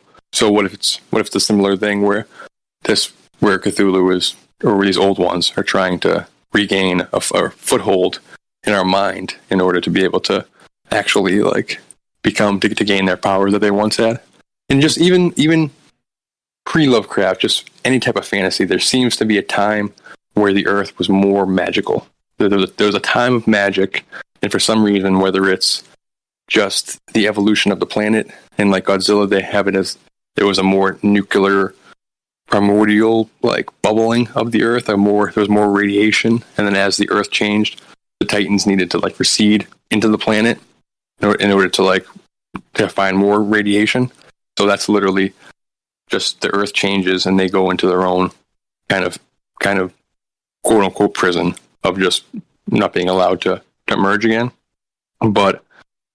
Or like actual men, like kind of Lord of the Rings style, where like different groups team up against this primordial bad and cast them out. Like even I kept bringing it up a bunch of times, but Buffy the same way. These ancient demons, these pure demons, prime form demons, once dominated the planet, and then just their reign, their grip on this reality, for some reason, lessened, and they lost control. The age of these monsters is over. The age of magic was over for the time, and the age of man happened. And then, depending on what you believe, but perhaps the age of Cthulhu, the age of these monsters, the age of the metaphysical weirdness might be happening again, or somebody trying to bring it on again, or them wanting to bring it on again. You know, coax it to happen. Yeah, funny enough that we're coming up on Super Bowl time, so I can't help but wonder, right, that if Cthulhu gets into the zeitgeist enough of a foothold, that one of these days at the halftime show at the Super Bowl, they'll just pop up in a portal, and here comes Cthulhu, like, yes, exactly. Thank you, I've arrived. Thank you, exactly. I mean, I was kind of sleeping yesterday, so I didn't watch all the coverage. But if Nickelodeon is like sponsoring the NFL playoffs, and there's apparently like the winning teams, like the 49ers got slimed last week. I think different teams are getting slimed when they win like a wild card game in a playoff game. And they're creating these like weird giant slime monsters on the screen, like interactive digital slime monsters, like during the game and stuff. That's it's not exactly Cthulhu, but it's this weird synchro-mystic ritual that like definitely kind of creeps me out. And it happened during the NBA finals 2 years ago when I was in the peak of my my Titan synchronicity detection, you know. And the NBA had a partnership with Godzilla, the King of the Monsters, when they started to use the term Titan in the movie, but all about the Titans returning to take their rightful place as rulers of the planet. And then all the promotions were just commercials and like Godzilla eyes during the game on TNT, or just like a shot of Steph Curry shooting a three, and then a Godzilla like destroying the Golden Gate Bridge. It was completely the synergy was there. So it's not far off to like for them. I'm imagining there's going to be some slime. There's a giant slime monster in this rule this year. So I think you just called it pretty much. It won't be Cthulhu, but it'd be pretty close. It'd be pretty close. All right. So let's get back to the slime. So we got this article from Futurism. Scientists puzzled by purple coating on Mars rocks, right? And they said that nearly every site they've looked at, these Mars rocks have this purple veneer. All right. And then the quote is, "I don't really have a good answer for you." They don't even have a good idea why this is the case. And so I started looking looking, right? And I'm like, okay, so what within the bounds of reality, right, could this really be? I have no idea, but I came across this little thing called star jelly. Let's check this out. This is from Wikipedia. Star jelly is a gelatinous substance sometimes found on grass or even on branches of trees. According to folklore, it is deposited on the earth during meteor showers. It is described as a translucent or grayish-white gelatin that tends to evaporate shortly after having fallen. Explanations have ranged from it being the remains of frogs, toads, or worms to the byproducts of cyanobacteria to the paranormal. Reports of the substance date back to the 14th century and have continued to the present. Star jelly. Crazy. Okay, so what if? So the pictures of star jelly here on Wikipedia, they're like whitish, translucent. They're yellow. It's sort of not quite purple. But what about if you don't have an atmosphere? Like you said, the color is space. If we're talking in terms of star jelly, and we're talking in terms of this maybe purple sheen on these rocks on Mars, what if that color of space is this star jelly just sort of raining down from, I don't know, Cthulhu sweat? What would you call it? Yeah, exactly. Just some type of cosmic ooze that's falling from the sky is definitely creepy. In Lovecraft, when they're roaming around like the Antarctic or the Arctic, they're finding these fossils, these absolutely massive what they thought was like dinosaur fossils, but they're like much, much older, like hundreds of millions of years old, like very, very, very primordial. And a lot of them have like weird jellyfish heads or like weird starfish heads and jellyfish tentacles and qualities like that. So it's weird that there's a starfish jelly when they have like starfish heads was represented in Lovecraft mythology. And then Suicide Squad had a giant starfish kaiju as their like big monster battle in the movie. Which is very Cthulhu Godzilla-esque. But it has very black goo connotations to me. So it's just some type of falling panspermic primordial ooze that falls down from space and has in it the building blocks of life that could create some type of new genesis like on the planet of these. Like what if it forms in color out of space, it spawns these Migos and it spawns these monsters, these like insectoid fungus monsters, like these tiny little things that are not Lovecraftian old ones, but they're actual physical monsters that we would have to deal with, more like cryptid style, more like very, very scary Lovecraftian type cryptids that create like, it makes this world no longer ours. Again, to the age of man being over and the age of these Lovecraftian monsters taking hold, And then like, scientifically, like I sent the link to you earlier, but like 5 days ago, there was a paper out or some type of article out about how simple slime molds, when like introduced to plant DNA, can grow drugs, can like create drugs. And I think it was like they were talking about like medications and pharmaceutical industry. But the idea of these like simple slime molds falling from space mixed up with a little bit of plant DNA or plant. Yes, like basically, it's the function of it would be fall from space, collect the DNA of whatever is around the area, grass, vegetation, whatever, incorporate it into your form, and then from that can create some type of a drug. Which it's probably is not a psychedelic, but my first thought was like some type of weird fungus mushroom psychedelic, which gives you a hallucination where you can see other realms, but also the fungus quality that was created from this color out of space in Lovecraft. That's how we described it, was this weird animal plant fungus thing. So slime mixing with plants to create some weird animal fungus. Like, is that what's happening? I don't know. Weird stuff. Yeah, it's a good question. And so again, when I first saw this purple color purple on on Mars, I was like, okay, well, it's about to get real, isn't it? Like there's something up there painting Mars purple, and whether that's going to be some sort of life form, which again we've talked about this quite often on Troubled Minds, is that it seems almost obvious at this point that there's some sort of life on Mars, right? And again, go ahead and call me a knucklehead if I'm wrong about this, but we've got this weird, like they found water in abundance there. They found these methane cycles that are happening seasonally. occasionally.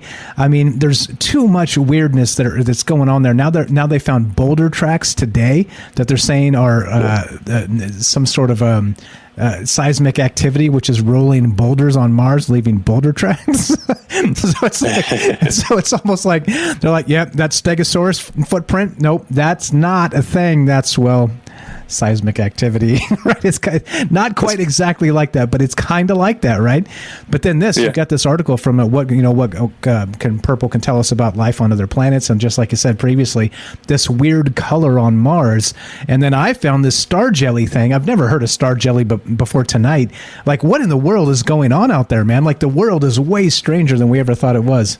Oh, no, star jelly is a weird thing. Star jelly that's cool. Yeah, people really see it. Like, I might have saw it when I was a little kid, but it's not it's real. It's a confirmed phenomenon that people don't know what the hell it is. It's very and it falls from space. Like, the different ancient cultures thought it like fell from the moon, or thought it had some type of, like, the gods rained down on us to have some type of purpose, like to cause a plague and that kind of stuff. It's weird. There's an episode of Buffy where they have this, like, they call it like a queller demon, which, like, when the population is too high on the planet, these, like, whatever they are, like gods or something, or like maybe just like cultists, they will summon something and it's like, its purpose is to wipe out some of the population to, like, create more of a balance on the planet again. And what it uses is, like, the slime to, like, suffocate the person, basically. And it kind of like, it comes from the moon and falls from space, and, like, I don't know. It's creepy how I don't know. It's been incorporated into mythologies for a long time, and people don't know what the hell it is. It's a really weird thing. But so that New Scientist article from 2013, they're saying it, and it's alien life may flourish on purple planets. The first sentence is, find a purple planet and you may have spotted alien life. And now, fast forward to right now, and Mars is purple. Like, we found a purple planet and it's right next door. What does it mean?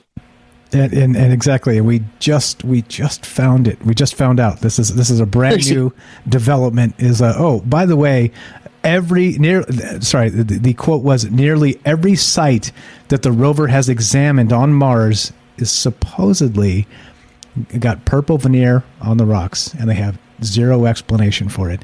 So it's super bizarre.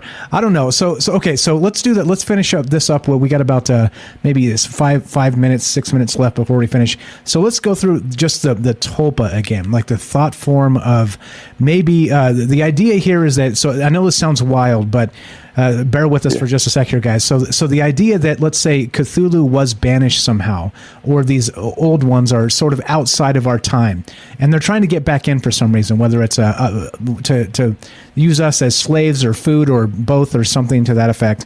Or do you think it's possible that through these thought forms, these tulpas, they're creating us to know about them, to talk about them, to do exactly what we're doing? They're doing it in comics, they're doing it in movies, and then now we're seeing weird stuff like this star jelly possibly happening on Mars that seems to maybe be purple. Who knows what the world's going on? But what about this tulpa thing? Can you explain the idea that maybe those nightmares from young Lovecraft himself are them trying to break through his consciousness into our reality? It might be. I'm getting a little bit of echo again. So it might be something from outside of our physical reality that has an actual barrier, and it's trying to bust in. So it's trying to, through dreams and through the zeitgeist, trying to coax people into actually opening a literal door or a literal portal, like to actually crack open an old one. But to the tulpa idea, to the thought form idea, I think it's very interesting that if humans have this ability that seems to be unique, where what we perceive as reality actually manifests reality. Like, what we perceive is we're creating together constantly. So if the gods know this and they're constantly fighting over our attention, then the old gods would know this. The old ones would know this. They would want to wrap their tentacles around our mind, so that we as manifestors can manifest them into this physical reality. Like before, I was but before I like really got into the Lovecraft idea, for the Titans, I more saw it as just the way reality is set up. Like the Dogons are one of the earliest mythologies, and they talk about, like Laird Scranton gets into this research a lot.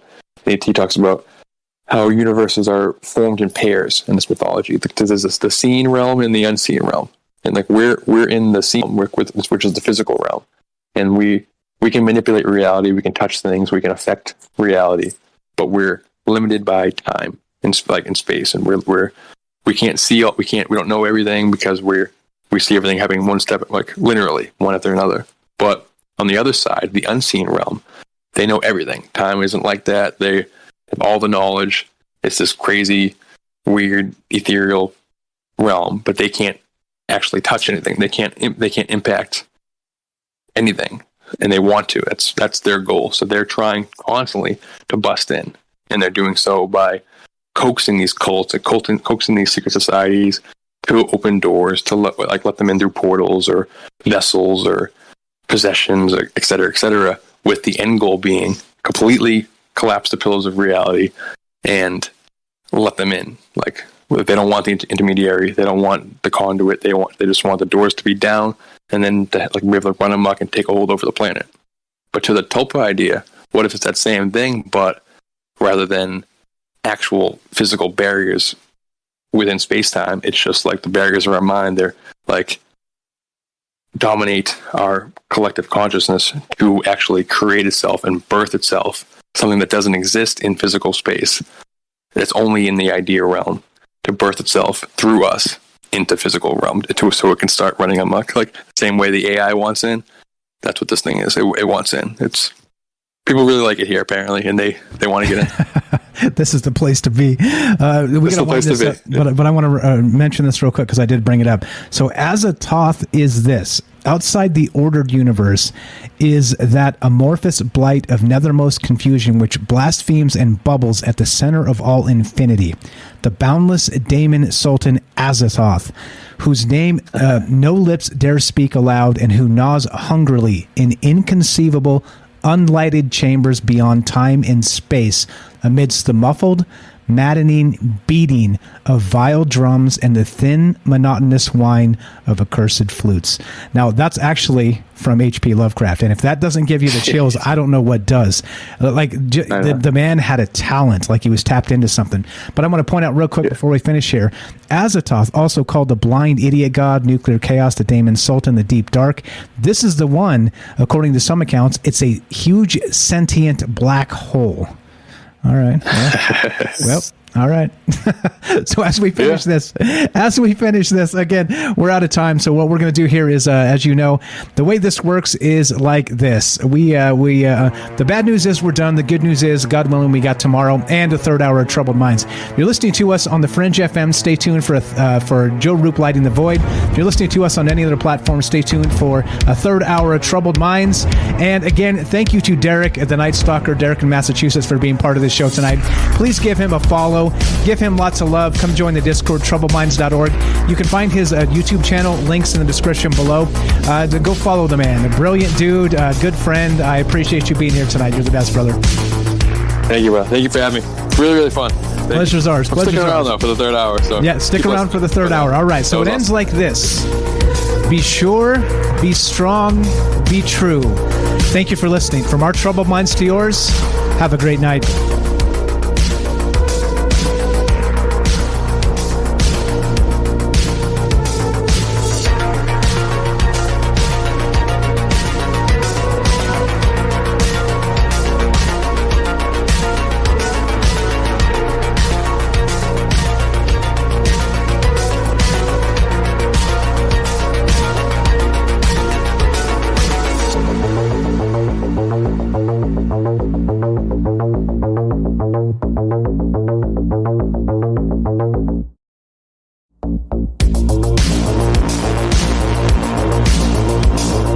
All right, what's up, guys? We're going to keep on trucking, talking about this stuff. We're here with our good friend Derek, the Nightstocker, Derek in Massachusetts, and we're discussing whether you believe it's possible. Is this possible for the Lovecraftian old ones to be real? What do you think about gods from the primordial cosmic past? Where did they go if they existed? And if they were banished somehow from our time and space, are they trying to get back in? That's what's going on. If you want to be part of the show, we're still taking your phone calls and your thoughts on this. And 702-957-1037. That's 702-957-1037. Quick point from Tambam. Tambam over on Rockfin says, blue and red make purple. Might be something blue on Mars. Interesting. Wow. What about blue goo? You ever heard of that, Derek?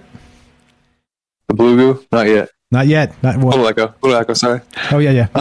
Killing it. But there was I remember like last summer, I think Hoagland was talking about, like there was, if you search like, I'll do it in a second, but if you search Mars blue, or like there is some kind of type of revelation NASA came out with like over the summer where they're saying like Mars actually is kind of blue. There actually is like a blueness to it. And Hoagland was like, what the hell are you talking about? It's been red for forever. We see it as red. It's been red pictures. You're showing us red, but now you're trying to say there's a blue to it, and it was a real mainstream scientific article. But now they're saying it's purple. Is very interesting. It's a good point with the red and blue thing. And like, go ahead. It was tough to find it, but there is like a purple conspiracy. Where it's like it's a deep like. Below the, I don't even really know it, but the idea being like purple, is a weird color in general. It doesn't happen often in nature naturally, and like the way we see it, it's like it's tough to explain, but it's like the most mystical, trippy color. It doesn't actually exist the way we're looking at it. It's kind of just like I don't know, the same way where have you ever heard the idea that blue was like the last color humans learned how to see? Like if you like look at like older paintings and stuff, or like older descriptions, that we didn't use blue. Like a lot of people, like the human eye couldn't detect blue, and then all of a sudden blue just started to appear to us. That like purple has a similar thing to that, where it's weird on its own, and I don't think Lovecraft knew that when he decided to make the color out of space have this purple quality to it. But it's weird that this goo from another realm that almost is like a portal in and of itself has this glowing iridescence, this like whirling, pulsating thing. I don't know, is using this color that has some type of, it's just weird. I don't know. I'm rambling, but It's purple. It's very interesting. Purple is a rabbit hole on its own. Yeah, a couple of good comments here. Lily says purple is a Pisces color. Matt says purple equals psychic. Also, notably, what comes to my mind is purple is the color of royalty. It's been the purple dye forever. It's kind of been almost valued as much as gold, and even kept secret by alchemists. That purple dye, right? That royal purple dye. So there's a lot to this. That it could be its own rabbit hole all by itself, kind of going down that. But so what we're doing tonight is we're just hanging out. We're talking about H.P. Lovecraft. And the question is, are the old ones real? Is this the idea that the thought form, the tulpa, is being created by us, even now, even speaking about the term Cthulhu or the old ones or any of the rest of this from the primordial universe? Do you think that they're gaining power through us, through these ideas that are basically like a mind worm, right? You pass it on, you pass it on, you pass it on, and suddenly, once it's on the lips of everybody in let's say, known creation, then suddenly they're able to maybe step back through, they're able to take power again, or what have you. Pretty wild stuff. I love thinking in terms of this. I love the idea of Lovecraft and the old ones, and we're still talking about this. So we're here with Derek the Nightstocker. We're going to take a quick 2-minute break, but we're still taking your phone calls. We want to hear from you. Third hour is exactly for this, so we can hear, not have to cut people off with radio timing and stuff like that. We're going to, after this 2-minute call break, in, please. There you go. Call in. Love to hear your thoughts. And we're going to go in a third hour here. No interruptions, no commercial breaks. We're just your calls. So please, what are your thoughts? Basically, the idea is this. H.P. Lovecraft, the primordial old ones. Is it possible somehow they are actually real. Love to hear what you think about it. And if you think, again, we do drink the maybe juice. We live off the rails on this show. But if you think, nah, it's not possible, that's okay too. That's part of the possibilities. You don't have to be a Kool-Aid drinker, a purple Kool-Aid drinker. You just be you. That's the requirement. You be you. We're just speaking in terms of could this really be? So one more time, 702-957-1037. That's 702-957-1037. Quick 2-minute break, and we'll be right back. Derek, remind me about the echo when I get back. So basically, I have to do it like this, right? So I have to turn it on so you can hear the music, so you have an idea of when the transitions happen. But when I do that, it makes you echo. So I'm turning on the music so you can hear when it comes back, but then remind me when I get back and I'll turn it right back off. So, all right. So we're here with Derek the Nightstocker. We're talking about H.P. Lovecraft. Are the old ones real? Love to hear your thoughts. 702-957-1037. Don't go anywhere. More Troubled Minds, H.P. Lovecraft, the Nightstocker, and you when we return. Be right back.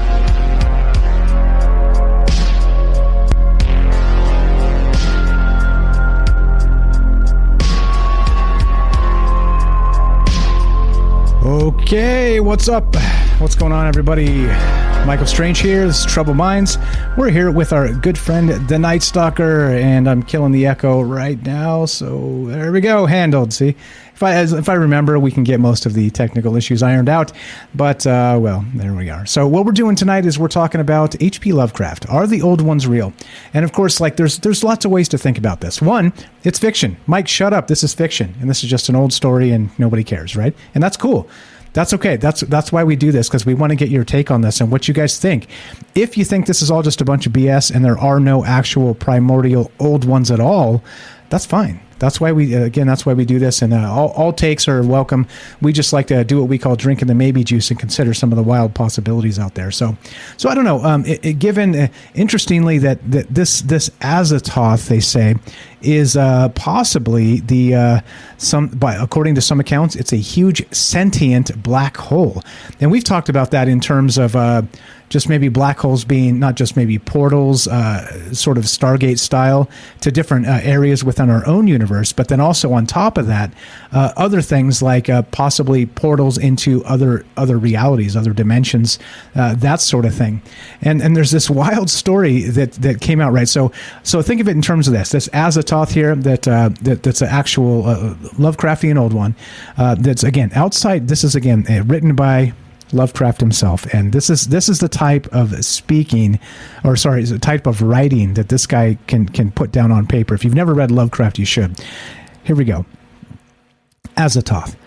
Outside the ordered universe is that amorphous blight of nethermost confusion which blasphemes and bubbles at the center of all infinity. The boundless daemon Sultan Azathoth, whose name no lips dare speak aloud, and who gnaws hungrily in inconceivable, unlighted chambers beyond time and space, amidst the muffled, maddening beating of vile drums and the thin, monotonous whine of accursed flutes. Oh my goodness gracious. Oh my goodness gracious. And so think in terms of this, there can be no definite description of Azathoth because everybody envisions him differently and he is always changing. According to some accounts, it is a huge sentient black hole. And I've got this article that came out, it's kind of recently, and it's the idea that the black holes in the visible universe are unbelievably numerous. Hold on. Where did I have this? I have like 40 tabs open. Okay. Anyway, what's your thought on that? The Azathoth, the black hole, maybe Sagittarius X. What's your thought there, Derek? Well, the Sagittarius thing is interesting because a few months ago you were talking about how NASA or astronomers were referring to galaxies having tentacle-like arms. And now we're talking about what if it's more literal? What if these galaxies actually are what we perceive as giant clusters of stars are actually sentient beings? And in the Fantastic Four sequel, the Rise of the Silver Surfer one, like one of the not so great ones, the way they show Galactus, that they don't make him like a giant person. They make him basically like like a kind of like a black hole, kind of like a cosmic storm, pretty much, kind of a big event horizon with a bunch of basically kind of emerging out of nowhere to destroy the planet, kind of suck up everything around it. It's trippy. So what if it is kind of like that? What if you don't resonate with the tulpa idea? Like, if you don't think that we're like bringing something forward like that, what if it's some type of echo? Like we're that it's just something so major that we're just detecting. We're picking up from the ether the idea that these doors are opening, these primordial black holes, or these like sentient black holes are getting closer, or opening up. The doors are opening up for something to bust through, to come closer and wreak havoc. And it's just that idea, or that like event, is just rippling out, and writers are picking it up that way too. Like less so us actually making it happen, and more so us just feeling the effects before it actually happens, if time isn't happening that way. But yeah, it's trippy to think that all these like 40 billion black holes might actually be cosmic monsters out there. It makes you think, like, looking up, if there's that many black holes, you can picture it as like stars in the night sky. So looking up and picturing a starry night as like all those stars are like Lovecraftian style eyeballs peering back at you, different monsters ready to like wreak havoc. Right. That was the number, wasn't it? It was 40 billion. So 40 quadrillion black holes in the observable universe. And if we're speaking in terms of these great old ones, again, so the great old ones are a group of unique malignant beings of great power. They reside in various locations on Earth and once presided over the planet as gods and rulers. This is from Lovecraft fandom, which is fantastic. If you haven't read any Lovecraft, or you're interested in it, some of the mythology series are absolutely incredible regarding I mean, you got to think in terms of primordial power, right? Like we don't know what we don't know. We don't know how far back it really goes. We've got human estimates, but we have no freaking idea. It could be 10 times, it could be 1,000 times the human estimates of billions of years. And so who really knows? And I think that's the fascinating part about this to me personally, is because it's not hard for me to imagine some sort of life form that developed as in the very beginning, something so massive that we don't even quantify it as life. We just think that maybe we're parasites living on the back of this Sagittarius A black hole sort of thing. That, again, remember when we talked about the cosmic octopus and that whole bit. By the way, the same thing with our Milky Way galaxy has tentacles, right? So it's like. Yeah. Maybe that black, the dark matter, right? The dark matter that they can't detect, but they know it's there mass-wise. Maybe that's holding all of that entity together in some sort of cosmic life form that's just so massive we just never consider it being Exactly. truth. And then, so that would mean we're swimming in a sea of its, I don't know, like lifeblood. It's dark matter would be that lifeblood of itself holding it together, right? And so we would be parasites on the one tentacle of this massive monster. Exactly. Yeah. We're like the microscopic flora on like our arms, basically, like on our, like the outside of our skin and stuff, that you can't see it when you're looking at your body, but we're a collection of like microorganisms and different gut biomes and different like flora that's all over our body. We're comprised of it. So we can't see it. We're not even aware of it. And then what if like this gut biome we have in our stomach, or this like flora that's on our skin, what if it's somehow in its own way sentient, and it's like aware of itself and conscious of itself, and it's living its own little world on our arms? And like every time we like brush our arms, we lose like 10 million skin cells or whatever, and we destroy its entire. It's an apocalypse for this flora that's on our arm, And what would it think of us? Like, what does it think we are? Can it even perceive us? Like, if it's something we can't see it, so does it see us? Like, or it's just living on it? It's just living on its thing that it probably gave a name, and they might call it a planet or whatever. But they might feel that there's some type of like weird cosmic, like an undercurrent, some kind of weird cosmic mind that's like running things that they might have noticed a pattern of, but they might not have detected that they're actually just riding around on the arm of some random person, on a podcast.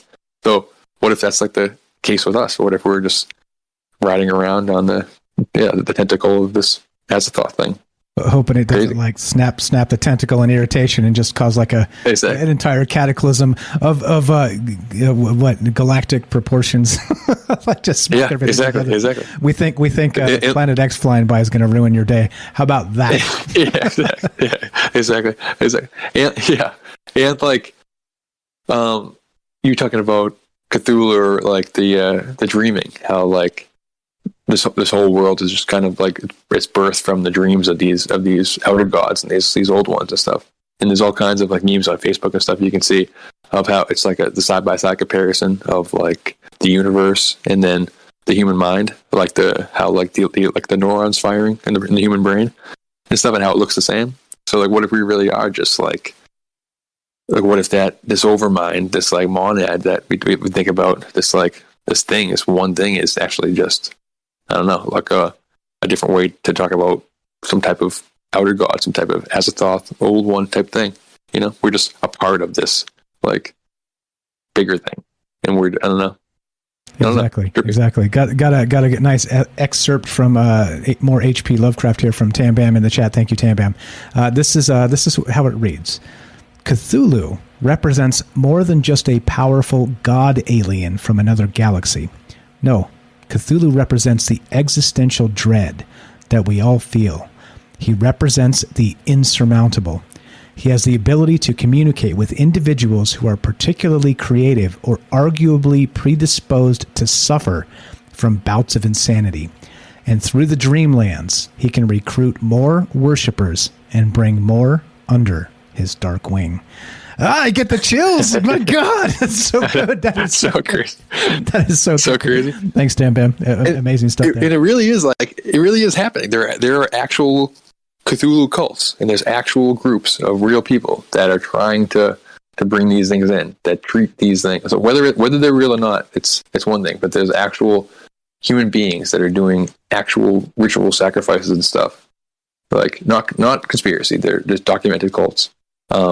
Doing things because they think it's going to bring about this effect. You know, it is having whatever this thought form is, even if it's not an actual existing thing. Just the idea of it is leading to actual like real world crimes and dark stuff. And in like, so there's the Typhonian orders for one, which is like Kenneth Grant and everything, and it's like it broke off from the OTO. So it's like the TOTO, the Typhonian OTO. And this whole deal is like it's trying to open these doors because it thinks Cthulhu's real. It's trying to resurrect Typhon, this beast from the abyss.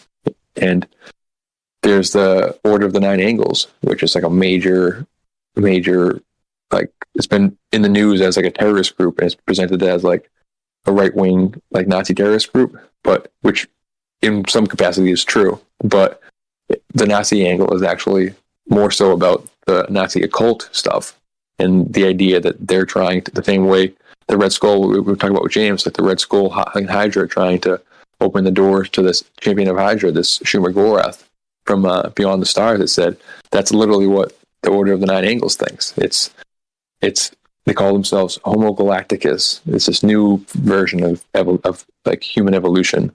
That's like destiny is to the stars, but what it's trying to do is open these doors for essentially what are Lovecraftian old ones to come and dominate the planet, and their reward would be like to be brought to space, basically.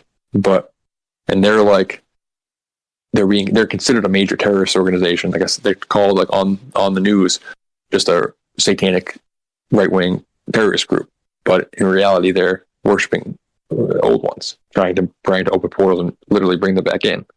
And that's like not a conspiracy. That's happening. So right, just Cthulhu like come back. Yeah. No. So just Cthulhu real or not, that's one thing. But like that's people. That's actually happening. There's like real terrorist groups that are causing bad stuff like to happen because of like, in its name. Which is creepy to think about. That's creepy. That's what Tam Bam just said. I just read that Cthulhu cults are still real to this day. And H.P. Lovecraft's parents died from insanity. Maybe it was hereditary and he was going slowly mad that spawned his books. Or like we said, maybe it was that duality of creation. They were both schizophrenic as far as we're aware, committed to insane asylums. And maybe that duality of creation of his mind is what allowed sort of that schizophrenic personality, right? So if you do that and you say you got two personalities per So the duality of creation becomes 4 on each side or 2 on each side. So maybe in him they manifested some sort of conduit. Maybe he was that conduit to where they could kind of peek through, and that's what we were talking about earlier. So pretty wild stuff there. Thank you, Tam Man, for adding that stuff to the conversation. Now the thing is this, right? If we're, again, you know us, off the rails, constantly drinking maybe juice and the whole thing, but it's got me thinking in terms of, okay, the thought form and the tulpa and the rest of this. It almost seems like maybe Lovecraft himself was sort of taken over in the sense of maybe intentionally himself trying to bring about this cult, this Cthulhu-like cult, because in the books, in the actual Call of Cthulhu, there's a cult, they say, that's been part of this Cthulhu cult forever, and they will be around forever. They're never going away, and they're constantly, tirelessly working in the dark corners of the earth to bring Cthulhu back to sentience, to wake him up somehow, to bring the dark ruler back.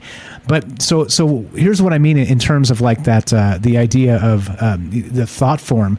So we got this, and I sent this to you earlier, Derek, as well.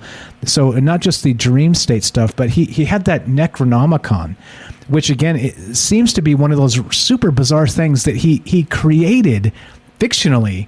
But then it turned out that, like so many other different authors, were actually using the idea of the Necronomicon, and even encouraged by him to kind of proliferate this and spread this out through the zeitgeist. Even then, and this is the weird part. So here's this is from one of these articles. I'll tell you where this came from in just a sec.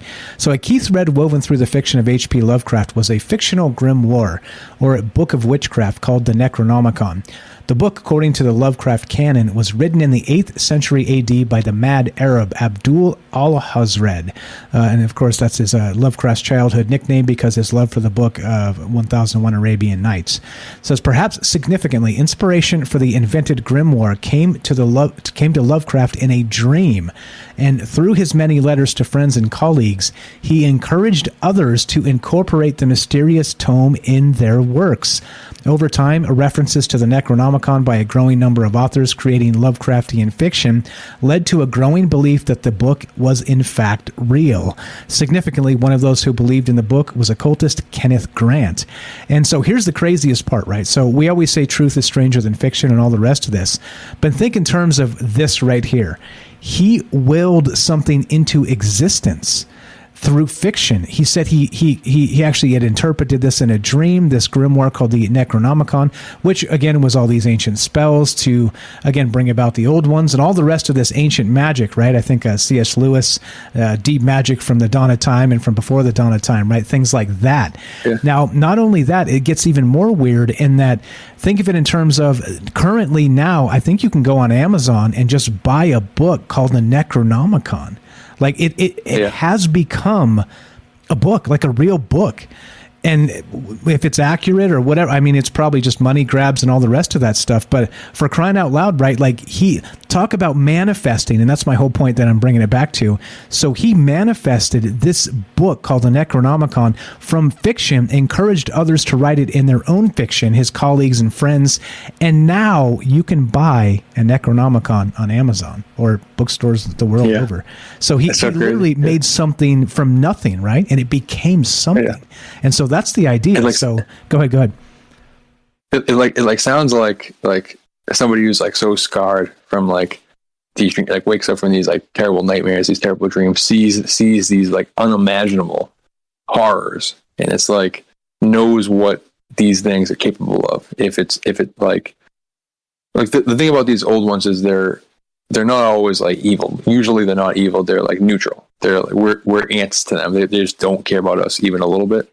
You know what I mean? So, like, he's kind of in this still, like, what they do is, like, the most horrifying things we can ever possibly imagine. And even without being evil, they're incomprehensibly scary and stuff. So he's probably being like, okay, I have to tell this tale. I have to, like, the only reason why I'm being allowed to, like, see this and not die is because I have to go and spread this message around. So like when you're saying that, kind of the image I have is this like shaking like person kind of going around being like, I don't know, just doing the bidding of these whatever these ethereal beings and stuff. Like But it's to the yeah. Like they took him over. They've already invaded him, and they're spreading like the Johnny Appleseed of like the purple void to every corner of the earth, right? Exactly. It's like thought panspermia, basically. Like, and to the Necronomicon idea, it's like I've never done a spell. Like I'm fascinated in like the idea of magic and stuff. I've never actually done it myself.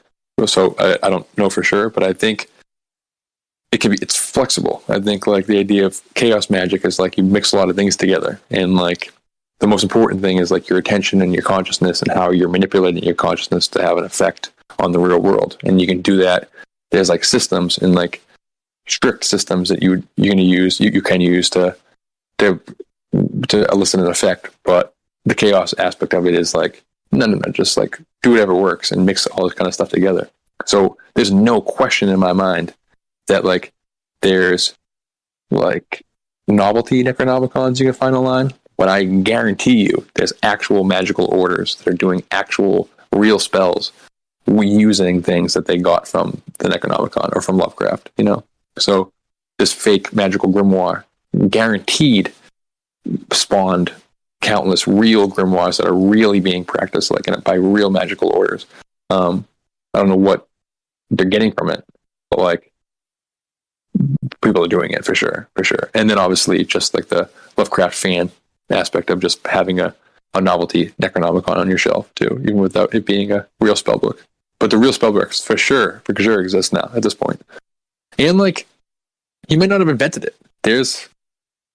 There's like Sumerian gods and deities that sound similar to Cthulhu, have like their names sound similar. That like he might have been tapping into something that's been tapped into by cultures for a long period of time, and he just did it in a way that's now resonating with culture, and it's now like they found a vessel to really bring the idea forward, you know. And it didn't happen instantaneously. It took nearly 100 years for it to really grasp the collective in a way.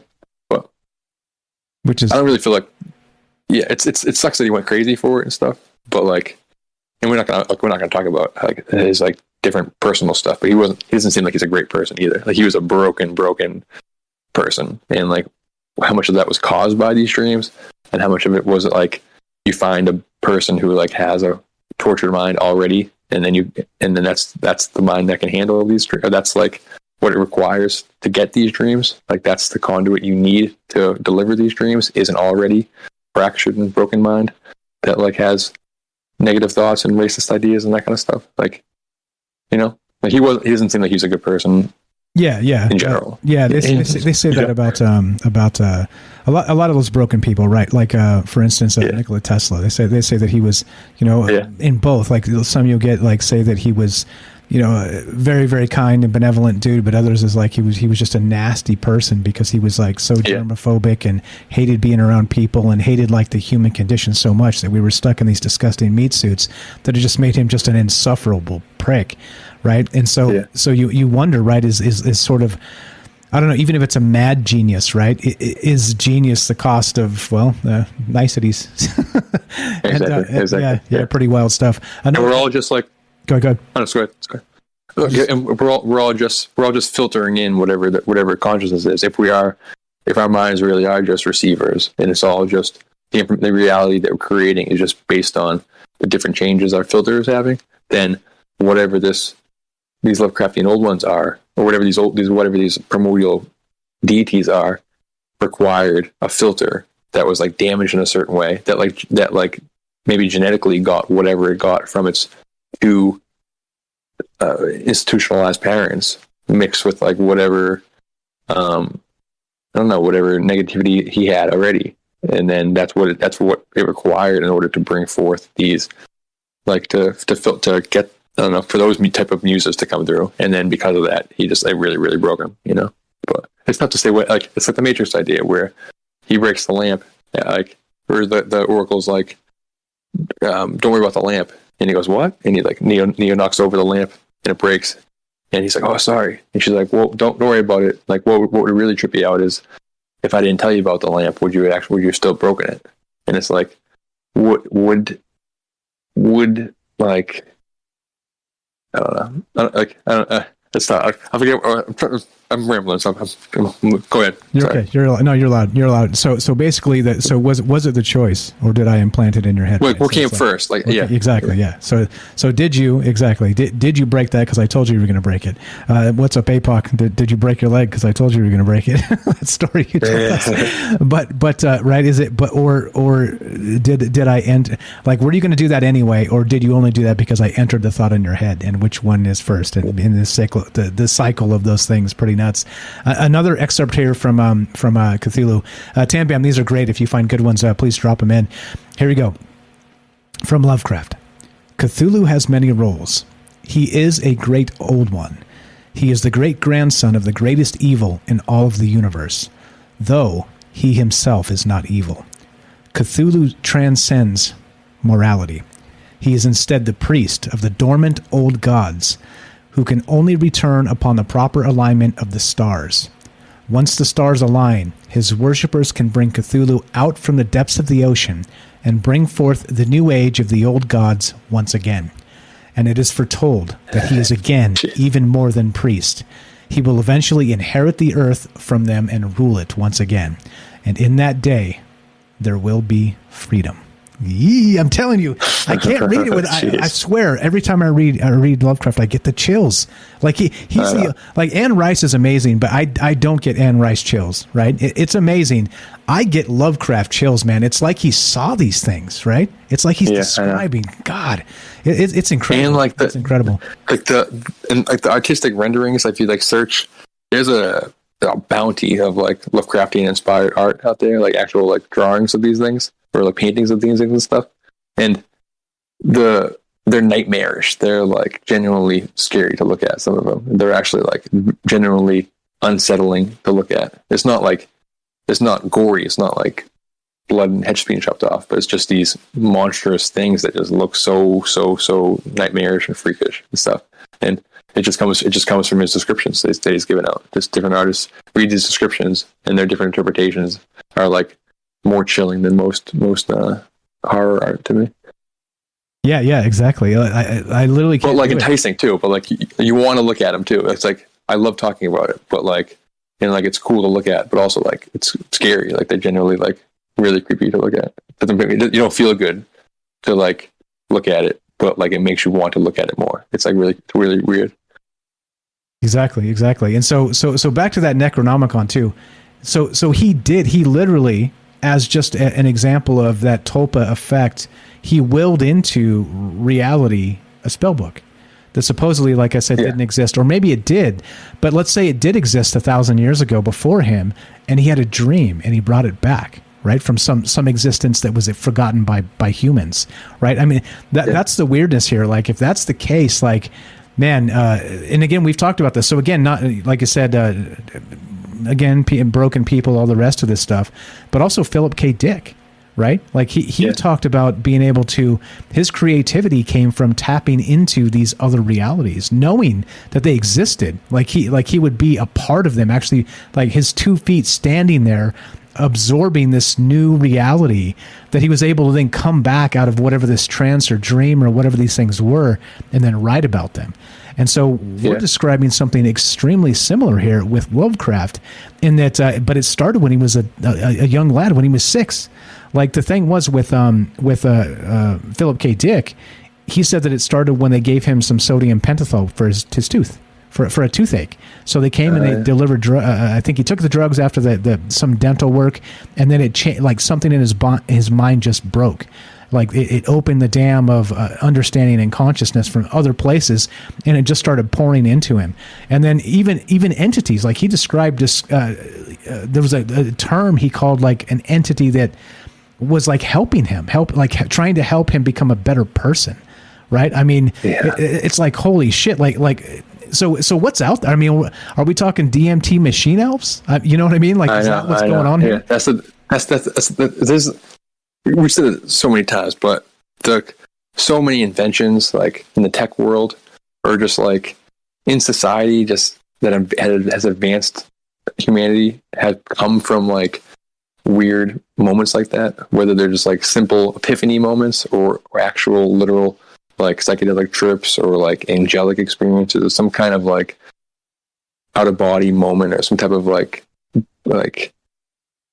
touching the unknown moment spawns things that advance the actual world. Like from Steve Jobs, like having his acid trip, creating like what I'm talking about right now, to have this podcast, like to like the story of ayahuasca and stuff. The idea that there's thousands of different plants in the jungle, and it requires these two specific plants to be combined to have this effect that like will take you on these crazy wild journeys. And the odds of them ever figuring that out and be able to brew this concoction like that, it's nearly impossible. But they said they got the answer from like the plant spirit. So they got this message, this whatever, this like, they picked something up from the other side that they took that information and actually that it worked in the real world. So they got something that then actually from elsewhere that worked here, and it has gone on to impact cultures like forever. So is that what we're dealing with here? Is that like, are we picking up something that's actually real from elsewhere and that's like moving in, having impacts on the 3D plane? Or is it just nightmares that I don't know. Pretty wild. Good stuff. Good stuff from Tam Bam as well. So what book summons Cthulhu? And that's the Necronomicon, also referred to as the Book of the Dead, under purported original Arabic title of Kitab al-Asif, is a fictional grimoire textbook of magic appearing in stories by the horror writer H.P. Lovecraft and his followers. Notice how even in these definitions, right? Thanks, Tam, for dropping that in there as well, is that it's H.P. Lovecraft and his followers, right? Yeah. like implying the cult of Cthulhu is like at work doing the doing the dirty work in the shadows. It's for real. It's true. It's true. And like, it's so mainstream. They have a Necronomicon cookbook called the Necronomenom Nom Nom. It's like this Lovecraft inspired cookbook. Of course, it's yeah. It's very much like we really are living in Lovecraft season. It's like we're here. If the Tulpa idea is based on any type of reality, then like the conditions are being set for sure. For like, if Slender Man can be brought into reality, then this could too. You know? Yeah, that's another wild one too. That whole Slender Man story. Okay, so we got James on the phone. We'll go to James in just a sec here. So we're still talking to you guys. We're wondering what your thought is on this. Have you heard of Cthulhu? Heard of Lovecraft? What do you think? Is it possible to through thought forms, to create these tulpas of even if they didn't exist, like Slender Man? Slender Man's a modern phenomenon, right? Well, clearly there are some connections to some other esoteric and ancient, maybe demons or spirits. But like the term and the name in modern folklore, in modern, it's not even old enough to be mythology at this point, is basically just an internet creation, right? And so if that's the case, right, and you're having, again, like we talked about the Super Bowl as being like ritual and things like that, which again, I'm looking forward to Ryan Gable on The Secret Teachings doing the annual Super Bowl show where he kind of breaks down the symbology of what's really going on up there. But if those are the types of things that are happening in plain sight, do you think it's possible that not just can you out of thin air, out of a dream, create a book called the Necronomicon that now they're selling at Amazon, and people, again, capitalism and people making a buck and all that. But what about the next thing? What about again, golems and creating maybe life forms, or even conjuring these crazy old ones? I don't know. You tell me. Is it possible that all this is even real? And that's the question here. So talking about H.P. Lovecraft tonight, are the old ones real, or is this just a bunch of fiction hogwash, or anywhere in between? You guys are definitely welcome to have at any of that. 702-957-1037. That's 702-957-1037. Click the Discord link, troubleminds.org. Can you tell I've done that 10,000 times? Let's go to James. James in Michigan. What's up, brother? Welcome back. How are you? What's happening, brother? I'm good. Just great show. It just made me think between earlier and now. There's something that I hadn't thought of before, but until just as we were all talking here, and it comes down to what people see as far as paranormal things, and that can range anywhere from your stereotypical ghosts, which I'm not really talking about that, but what I am thinking is people see shadow figures. And even one story I found, someone saw a spear that was black like a shadow, and it had tentacles coming out of it. Oh, wow. Wow. But the other thing that people will see is, again, going back to Joseph's call earlier, people will see figures once in a while in some stories of experiences where it's looks like a regular person, but they have no face. Yeah, that's bizarre. These are things that people see when they're awake, but also in their dreams. Yeah. Doesn't Slenderman have no face? Yeah, I'm pretty sure. With tentacles. I believe so, yeah. A lot of times. He has like tentacles coming out of his suit. Yeah. He's like usually like in a tuxedo, in like a suit like black suit with like tentacles coming from like his feet, basically. Like out the legs, like the pant legs. Usually. Yeah, in the back. With no face. With no face. Yeah. Very much like described in again, just real quick to read that since we pulled it out.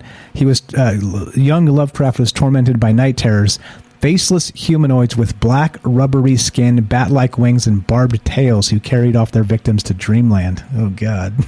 That's crazy. That There's actually, if you go to like, probably every state has it, but just search like in Massachusetts, whatever, like scariest places, or like most haunted places in Massachusetts. There's a website that gives you like a town by town in like 5-6 different places depending on the town. And for my town, we have like the cemetery at the center of town, and the legend of it. It's people don't talk about it really in school, but it's like one of the 5 like haunted things. It's this leathery, winged, like weird tail, like leather skin demon that's like all black, like faceless, with just leathered skin like that. That will snatch you up. I never made the association with Lovecraft, but I wonder. Like I'm in Lovecraft country, like, so I wonder if that's a similar idea. They're coming after you. Well, and that's the thing. Some of these shadow things, they're not just people. You know, there's people reported seeing anything from spiders, which again, the whole 8 legs. I think we mentioned it before in another show. The whole 8, the association with 8, limbs or figures, or appendages. People, but then people see the people, but then they see even just animals in general, just shadow dogs or shadow cats. It just makes you think it can change shape. What if this is more something to do with that? And especially when some people see these things both awake and asleep. That's just something I hadn't thought of until now, but that would fit with the whole how this is happening. That's pretty wild. That whole shadow biosphere idea. Yeah, check this out. There's an old one, and this is from the Lovecraft wiki. You're going to love this, James. Golgoroth is the name of this one. And this appears as a titanic, black, toad-like monstrosity with an impossibly malevolent glare, or a tentacle-covered, scaly, bat-winged entity. Here's where it gets crazy, and listen to what you just said. However, its physical form may alter to fit the worst nightmares of whoever is viewing it, including spider-like to an arachnophobic person, etc. Wow. Yeah. Jeez Louise. Yeah. That's it right there. Yeah. Wow. Yeah. There's your shadow person, Lovecraft style. Because that connected too well. And the faceless thing, those things, they're there. So. Like keep an eye on this. Like I wonder if 30 years from now, there'll be like people will have if there'd be like a Cthulhu version of a Bigfoot, or like a Bigfoot version of Cthulhu. I mean, where like where there'd be like sightings of weird tentacled creatures like more regularly. Like it'll be like UFOs, Bigfoot, Loch Ness Monster, and like Cthulhu sightings. If that because it's becoming more of a thing in the collective consciousness, that will like make spawn it in our reality. The same way that the flying saucer, like the original flying saucer sighting, wasn't actually flying saucers. It was like he described them as they were moving like saucers skipping on water, but they weren't actually like saucer shape. Right. But because of that headline, people started to see saucers all the time. So now I wonder if, like, because of the introduction of the Cthulhu idea to so many people, if, like, that'll spawn actual less Lovecraftian old one style and more like down to earth Bigfoot styled amphibious monsters with tentacle faces and stuff that's covered in slime. I don't know. Obviously, purple there's a slime. thought that the paranormal, Purple slime, yeah. It's connected to consciousness, and For sure. and we all see what we see because that's what our mind can process. Yeah, exactly. And it might be it. That might be also the whole thing. helping to make whatever we're seeing. Sorry, yeah. Exactly. Yeah. No, you're right. It might be the whole point. Like that. Yeah. That's just the basis of reality. Is just only our perception. That's the most important thing. And it's just that's what these quote unquote gods know is it's infiltrate the mind of these reality creators, and you create yourself. It's crazy. Yeah. Nuts, James. You also, I want to point this out too before you go, that you mentioned earlier and briefly with us that people seeing these black orbs that have tentacles. Tentacles. Yeah. Everything seems to have grown tentacles, it's one James. story, but you got to think, one person sees it, that's one story. Who knows how many more, people, I found that on a website. If you think of how many people, again, going back to the internet, how long do these websites stay around, and possibly indefinitely. Yeah, for sure. People, again, part of that idea earlier, I'm kind of helping with the spread of this too, because I'm doing, I'm sharing it. I shared that story on my own program, and I'm sharing it here. So, I like to think we're picking it up.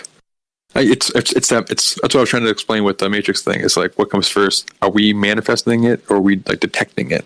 Like, if especially if time isn't the way we actually think it is, are we just like picking up on something that's boiling under the surface, or are we causing it to, or like does it even matter?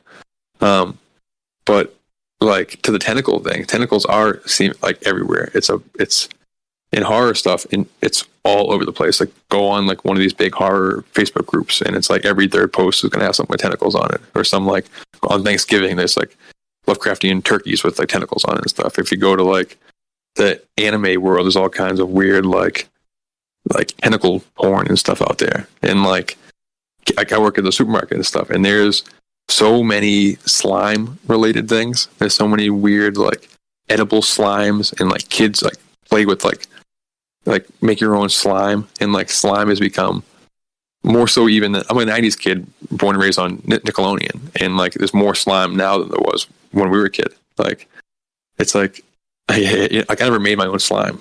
So it's weird that these themes, not only just like the more serious black holes opening and letting in Cthulhu, but just the aesthetic of Lovecraft is seeming to like also be coming to the surface across the board, Pretty wild stuff. If you think they're tentacles, what they're reaching towards things. Yeah. They're reaching out. And what is to make contact with whatever they're by. And that's, and when they touch you, you can't. When they touch you, they got you. You can't. Yeah. No, exactly. Yeah. The only thing I can think of worse is if the Sagittarius A was a sentient black hole that the arms aren't tentacles. Let's say they're anacondas. Each arm is sentient in its own right. It can just choke you out there. Yeah, exactly. Like a Medusa here. There you go. Exactly right. Great shit, James. Appreciate that. We got Tam Bam on the line here. We're going to go to her.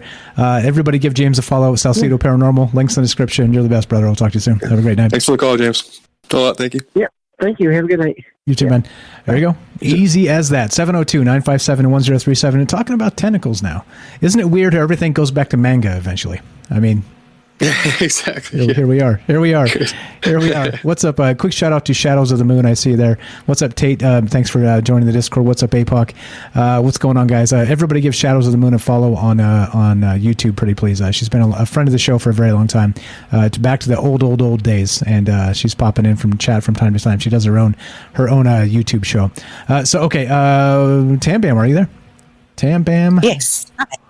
Earth to South Africa. What's up, Tam Bam? How are you? I'm fine. How are you? Doing very well. Just talking weird shit on a random Monday with our good buddy, the Nightstocker. Yeah. Casual Monday. As we do. Primordial old ones and tentacles. As we do. Ooze and goo and weird. Ooze and goo. Old ones. Yeah. Absolutely. What are your thoughts? Have you heard of Lovecraft to this point, or is this stuff new to you? Thanks for that, dropping those excerpts in there too. That was pretty amazing.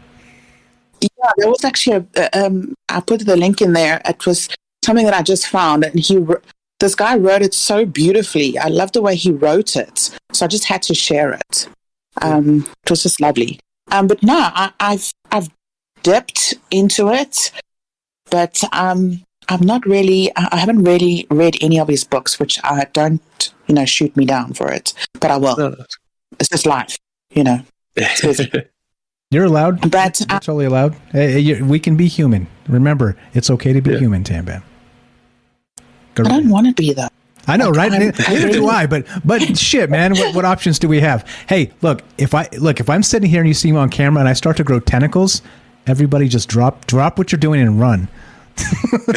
don't touch the star jelly. Exactly. Don't touch the star jelly. That too. Whatever it is. Yeah. Whatever it is. Don't continue to listen, because whatever I'm saying next is not good. That's for sure. Well. Okay, so I've been noticing a lot of talk about black goo popping up everywhere. I don't know if you've also heard it. Yep. Oh yeah. Black goo that's coming out of the earth. Yep. Got it. I got the article right. Okay.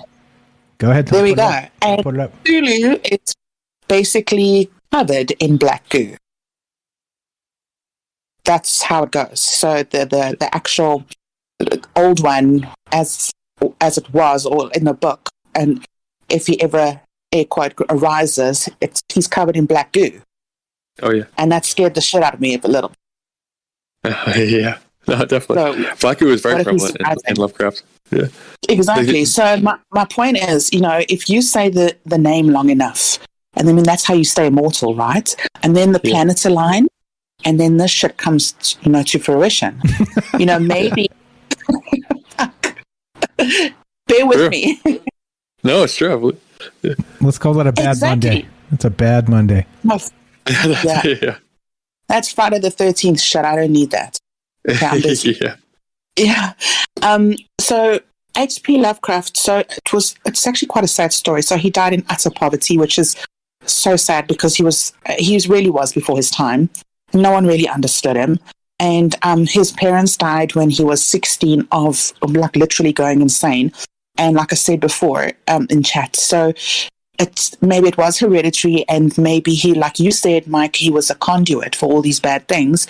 And instead of going insane, he put it all into writing, like a journal, air quote, of sorts. And it became this beautiful series of books. And maybe he was channeling something from the deep, dark depths of wherever. And you never know. Maybe there's something to it. Because the black goo is coming up from the earth, and that is a surefire fucking sign that there's something happening. Thumbs up, that's for sure. Yeah. Right. Yeah. I don't know. So again, those excerpts you dropped there, like that, every single one, like you read one of his notable ones, it just literally gives me chills every single time. I've read it, a lot. I've read those same ones you've dropped there, and every single time I read them, I just get the damn chills. And literally nobody else does that. I've read a lot. Horror stuff, fiction stuff, you name it. Nobody does that to me, but that dude does it to me every single time. Even if I've read it 100 times, the same passage just gives me this feeling of dread, right? Just this like, oh shit, like imagine what it's like to be frozen and suffocating and unable to move all at the same time. You know what I'm saying? Not like he's describing that, but it kind of gives you that icy chill of what primordial actually means. You know what I mean? It's insane. Like there's just that thought of oh God, like that's what horror should be. Yeah.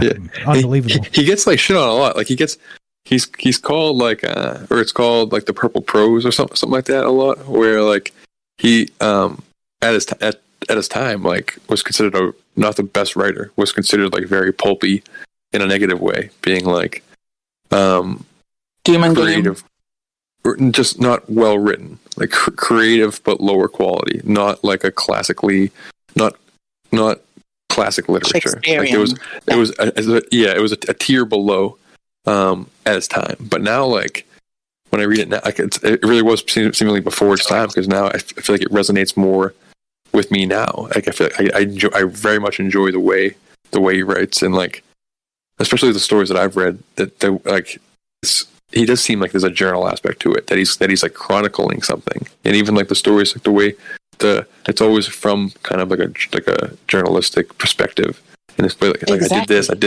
this, it looked like this. It's basically just, it's less of a story and more so just describing the things that he saw, which sometimes I like it more, you know, like because there's a realism to it, you know, there's a real aspect to it that speaks to the dark side of you, you know, and everyone has a dark side whether you want to admit it or not, but it really does. And it does feel, when you're reading his stuff, that it does feel like black tentacles just about to give you a fucking hug. Exactly. You know? Yeah. So, not in a good way. Like one of those bad No.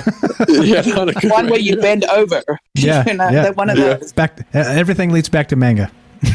Here we are. Yeah. Exactly. No, you're totally right. You're totally right. So what about your thought on, so you think this is possible then, Tam? So we're talking about literally like entities from the primordial universe, like whatever the very first life forms were, that could be actually, like I was describing, maybe the galaxy itself is the life form and we're just fleas kind of hanging out on the back of this thing. Or what about the universe itself as being alive, and maybe that is the great monster, right? The great monster is, and then even the galaxies are just fleas on its back, right? Like those types of things. Do you think these are things are possible as being, well, real? Yes. I mean, unless, like I keep on saying, unless you've been there, it's all hearsay. But you know, in my interpretation, all this shit is real. The whole universe is alive. We cannot deny that. I mean, well, we can, but I mean, it's got to be. It has to be. I mean, there must be life on Mars. And now Linda Moulton Howe, whatever how you say her name, she's whipping out information left, right, and center from her top people saying that, listen to this shit, so that the moon is inhabited inside with all different alien creatures, amongst which are human families. There is a bunch of human scientists there with their families. So if they're hiding that shit, and it's just like, you know, spitfire away from where we are, imagine what's really out there. I've got to believe that there's more to our planet than what they're showing us. I have to. Yeah. And like, what if it's not? What if it's bigger than just one universe too, and we are living in some kind of multiverse or infinite different parallel universes where maybe in some universes there isn't Cthulhu, but like because of it, it's trying to bust in from another universe. You know, maybe we're letting something strange in from a more eldritch reality. You know, you want some really wild shit. How about some like super fucking mind blown? Let's go like this. Yeah. Let's think of the multiverse space, not the multiverse itself, but the space that it resides in, as like a black sea of goo. And in the multiverse space, there are eels swimming that are individual universes. And those individual universes have all of us inside of them. And those universal size eels are growing, which accounts for the fact that we have no idea the Hubble constant and why there's a crisis in cosmology, because our eel, our particular universe that's swimming through the multiverse space, again, outside of time and space, is actually growing at a particular rate that's really untrackable because you don't know what it's eating. Maybe it had a good meal and it's grown a little faster. Wow. Way to make me feel like absolute nothing. That's less than a flea. You're a flea on a flea now. Oh my god, that's crazy. Okay, I mean, then I wanted to... Sorry, carry on. Go ahead. No, go ahead. Go. Excuse me. Okay, so something that I found that is weird, that in apparently the Necronomicon, the Nom is located in the British. That was hilarious, by the way. Like, floored me. Okay. Is located in the British Museum, and there's only five Greek to Latin translations.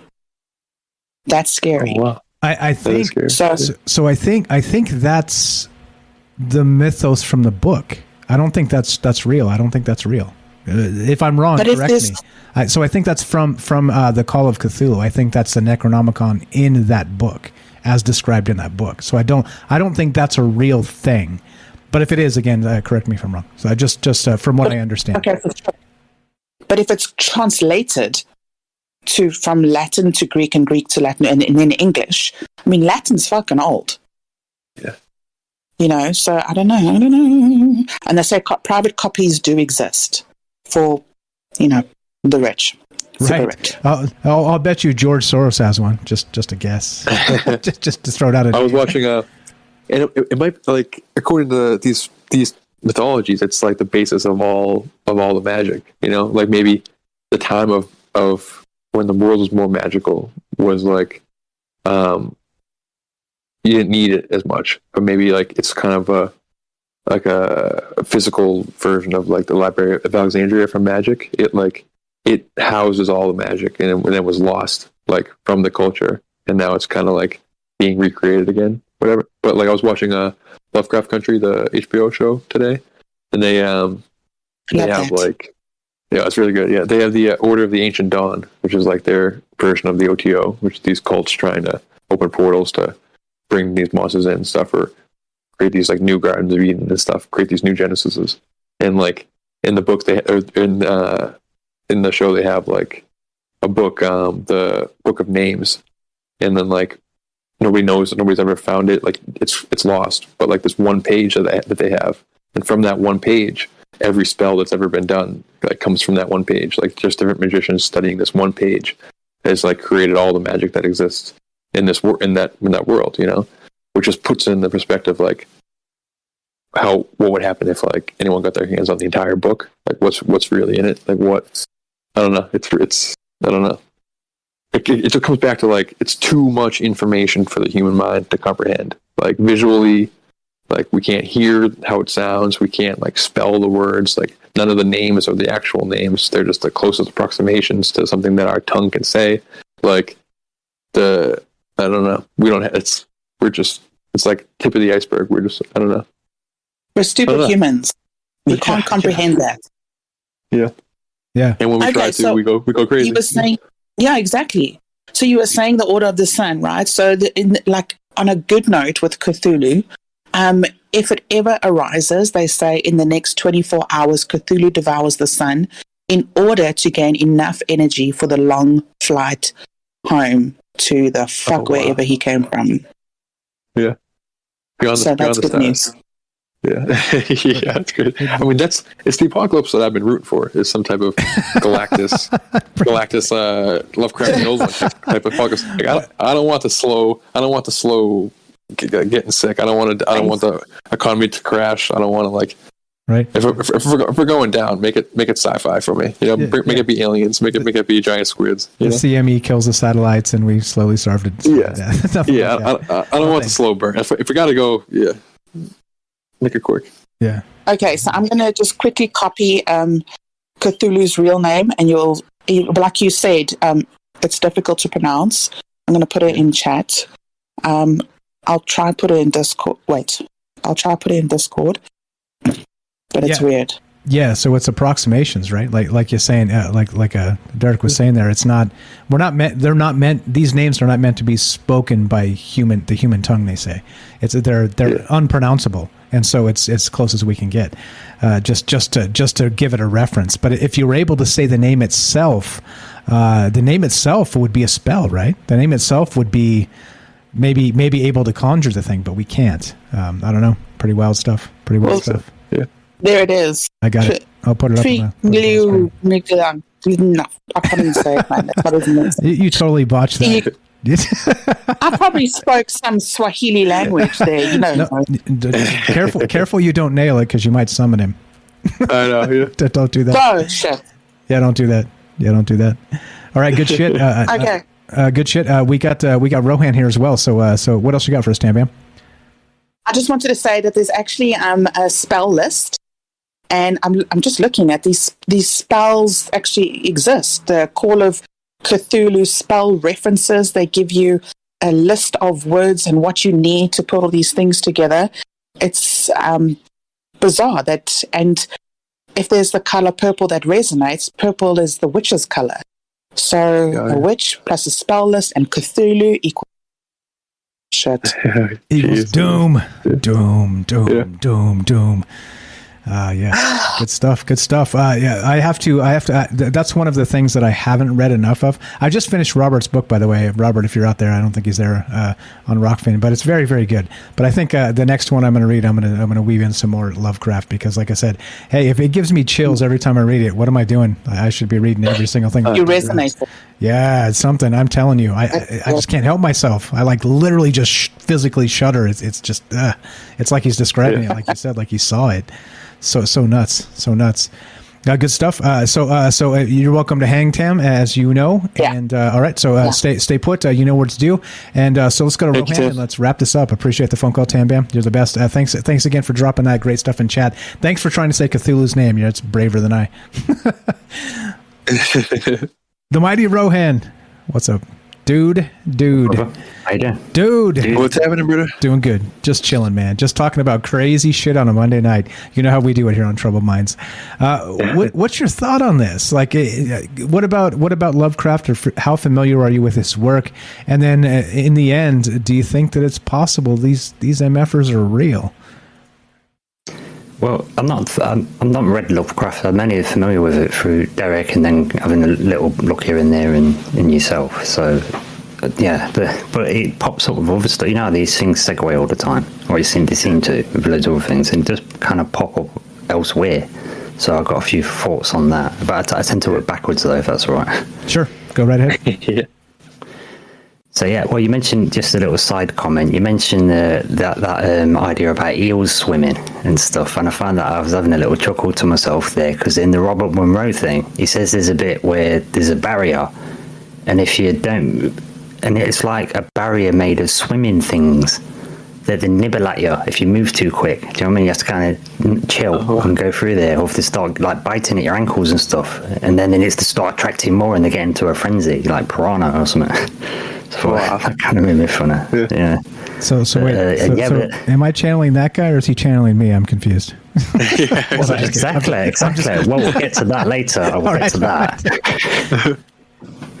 But I mean, yeah. But I mean, there was another thing with talking about Robert Monroe. Actually, it just comes to mind. There's another bit where he says when you're in the mind level, like the next level up from here, just like dream level, you're in the mind space level, and he says there's a bit where no matter what you're doing, right, everybody just stops at this moment. You hear this noise, almost like an announcement, or like some air raid siren, or some horns or something. So you can hear sound, and everybody stops and lies on the ground like it's all normal, and everybody turns their head the same way, and then they all push the chest in the air, like in the most vulnerable position you can possibly get, putting all your vital organs and stuff with the B up. And then and it's to make a bridge for something walking over everyone, but nobody looks at it. And Robert Monroe's doing it. He drops the position, when in Rome and that, but he's thinking, what the hell's this? And he don't want to look. We don't, do you know what I mean? He says there's no thought of looking. But would you look? Everybody does it. No, I won't look. You know what I'm saying? Wow. Yeah. Wow. I mean, pretty wild. That's trippy as hell. I mean, it's a good like. It's just a great metaphor as far as like, what if we are some type of bridge for it to come into our reality, just as far as our mind is concerned. But then also like the more of a little thing. I don't know. It just seems like some kind of giant dream predator is like that's what would happen if some kind of some weird dream predator king would come around. Everyone would go on the ground and like don't look at it. It's like bird box type stuff. You know what that is? Creepy. In Dungeons and Dragons, that's called the Astral Dreadnought. Astral Dreadnought. Just so you know. It's the monster. Damn, we're going to play D&D. Yeah, right? It's the monster that flies through the astral plane and tries to cut people's cords to sever them from their reality and leave them trapped and dead in the astral plane. Yeah. Wow. So maybe it's one of them where everybody stops and presents their astral thing, so it's just wiggling up, so it leaves them alone. But if you're a runner, then it comes after you and snaps your cord or something. Maybe it's one of them. Yeah. He comes at you no matter what. Apparently, it's almost unkillable. He's basically an old one, just in the astral. He resides in the astral plane. Yeah. Crazy stuff, man. Crazy stuff. I'll try and pull it up so you guys can see exactly what I'm talking about. But he was featured on the cover of Manual of the Planes back in the late 80s, early 90s. I'm showing my age now, but yeah. Go ahead, Rohan. Sorry to cut you off there. No, cool. Yeah, I mean, it's all really interesting, isn't it? I mean, it goes into other stuff as well, which I'll get to, but I just wanted to comment on that bit you mentioned about the Matrix, Derek, where, and that, do we get messages and intuition from the other side, and then the Matrix would just still have broken the vase, and that which comes first. And I think the same applies with karma, and it's a bit of a trip to think about, because, if something's happening bad in your life and you get abused by a parent, and it might be, and they say, it might be because the roles are reversed in your last life, but then that's because the roles are reversed the life before. Do you know what I'm saying? But then at some point, it's like, which comes first? There's got to be a first time as well. Do you know what I mean? So you don't know, are you doing old karma, or is this a new cycle? Do you know what I'm saying? But I think that messages from the other side, I definitely get that. I mean, you ask police officers about the gut feelings, and that's such a great point. There's 100,000 individual plants in the Amazon. Yeah. So to find the only two that you can combine, the root of one, the leaf of another, and it's the only way to make an already active DMT, and it's the only way you can do it. Like I say, the chances of doing that by accident is just, you're not going to do it. Exactly. And they literally say, once you've made that brew, you can take a random plant from anything from the Amazon, drop it in the brew, just a little sample, and it will give you a chemical analysis of it and tell you what it's good for. Yeah. So I thought that was pretty interesting. I mean, that's my favorite, like, alternate ancient alien take, is that maybe it's not that like aliens came down and like gave everybody the same knowledge, or it's not the Graham Hancock, where maybe it's a ancient civilization that went around giving everybody literal knowledge, but maybe like the reason why there's so many similar things all across the world at the same time that's just popped out of nowhere is because everyone contacted the same non-physical entity on the other side, like through different mediums and through different like ways. So maybe the filter was a little different, and the symbols are different, and like the animals they use in the stories are different because of the region they're in. But like these things all pop up organically without some type of source tribe roaming around, because they're getting it from something on the other side that's like, that's communicating with us somehow, giving this information that then apes culture, whether it be technology or actual like just thought forms. Creepy.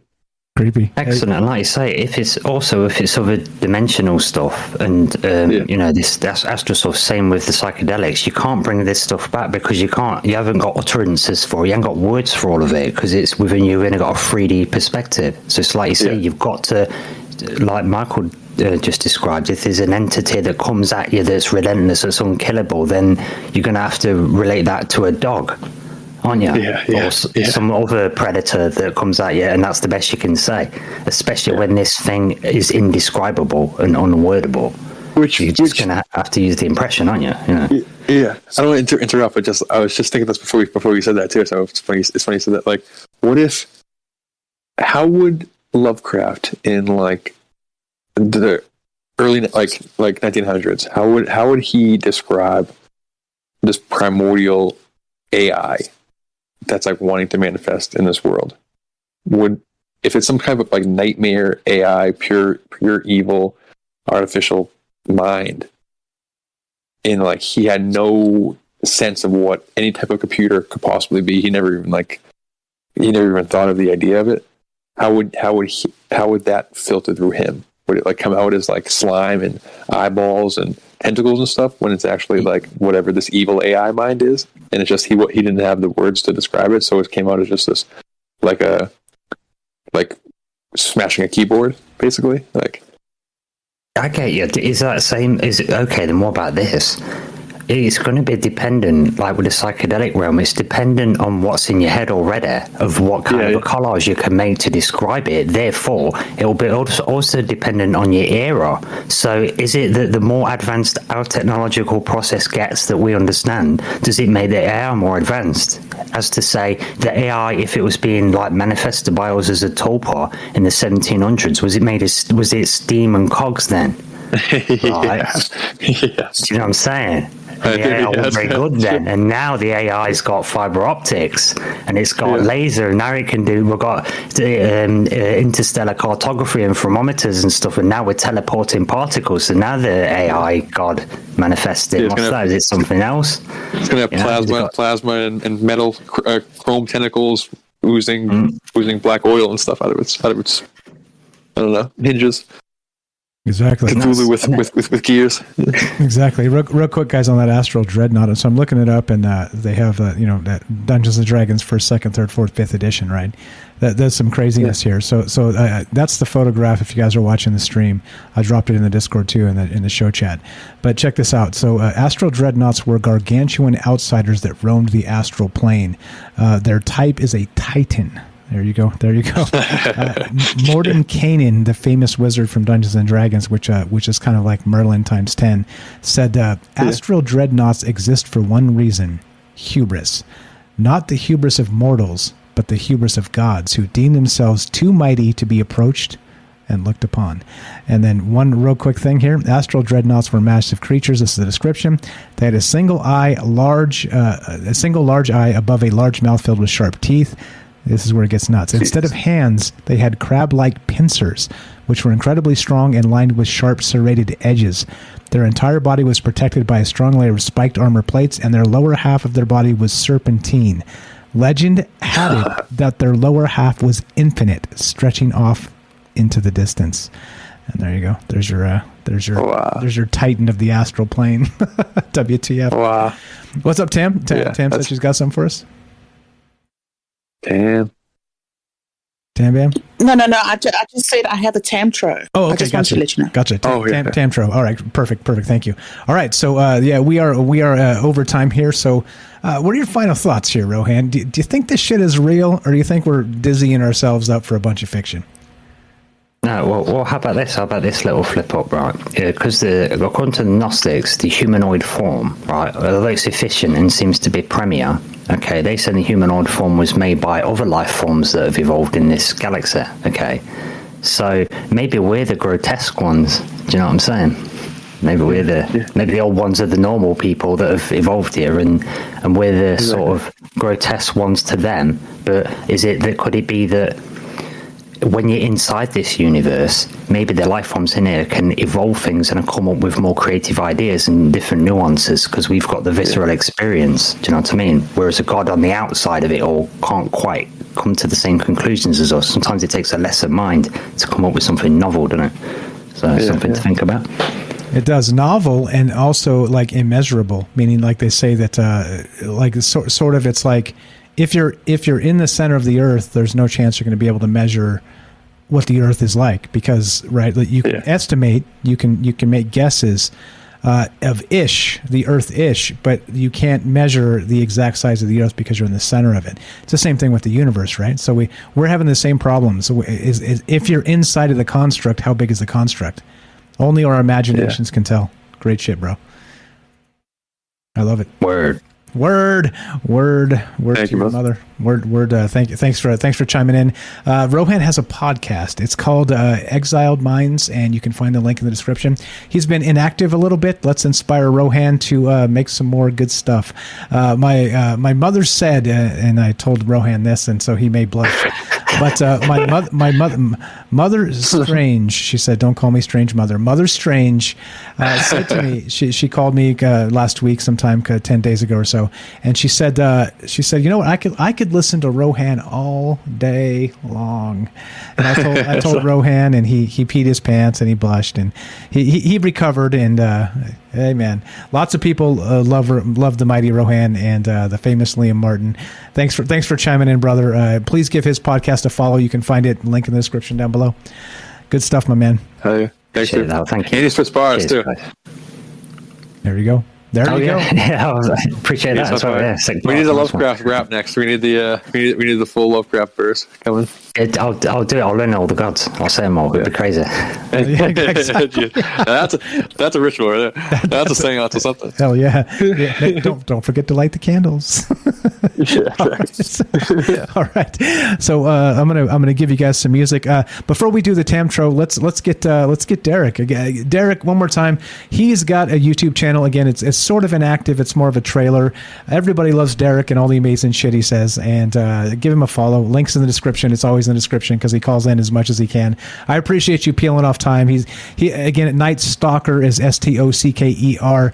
He works at night at a grocery store, a literal night stalker. Yeah. So and he peels off time on his breaks to call into the show. That's that's amazing dedication. I appreciate you so much for just all the amazing takes you have for us, your participation, and most importantly for being a good friend. I appreciate you very much. But what else you got to say? What else you got to say about at the end of this? Well, firstly, I really appreciate you having me on, and just the show in general. Like without just the show and everybody in the chat and the Discord and everything, like we might all end up like Lovecraft, just going crazy, thinking about these wild things by ourselves, and being able to have friends to talk about it with. It really makes all the difference. So I appreciate you, Mike. We all do, and thank you for having me. I'm just a random shelf stalker, and thank you for listening to me for 3 hours. I'm sorry if I ramble too much. A brilliant one, my friend. a brilliant shelf stalker. As far as this is concerned, who knows what reality is. It's crazy. It's weird. The more we think about it, the weirder it gets. It's all maybe juice. The weirder, the better for me. And as far as like summoning it, I don't think we're summoning it with this conversation. I think like if anything, we got our finger on the pulse and we're detecting things that are like bubbling up in the zeitgeist. So when it comes, don't blame us. Just thank us for warning you in advance. Don't blame us. Sweet disclaimer. This is the warning channel. Anyone's going to be suing. And don't forget to light the candles just in case. Exactly, yeah. If it's going to burn down, it may as well be righteous. Let's add to the burn. Yeah. All right, great stuff. I appreciate it. Thanks everybody for listening and spending your time with us tonight. Let's I'm going to turn this on and we can hear we got a Tamtro. We got a Tamtro for us. So you know how this goes. Let's wait for the bass to drop. And the bad news is we're done, and the good news is, God willing, we got tomorrow. So let's play some Tamtro music. Actually, wait. Everybody got a couple minutes? Everybody have a couple minutes? Yes. All right. Here's what we're going to do. We're going to play the Old One song. This is sent to us by none other than the mighty Rohan. There she is. I'm playing this. And then after that, we'll do the Tamtro. Check this out.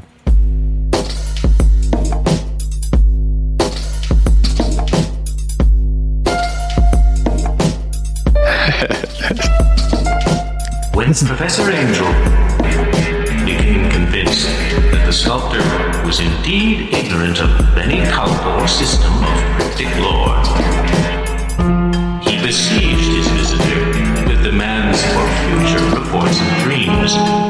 This or regular, or after the first interview. Manuscript records daily calls of the young man, during which he related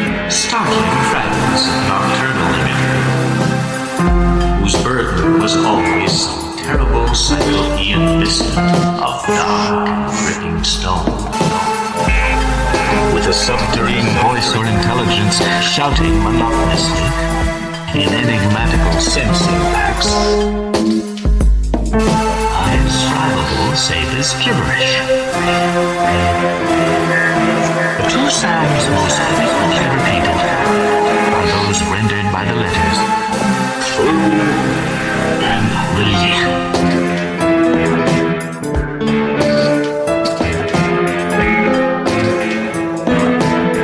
His febrile mind, apparently, was dwelling on strange things. And the doctor shuddered now and then as he spoke of them. Touched wildly on a gigantic thing, miles high, which walked or roamed about.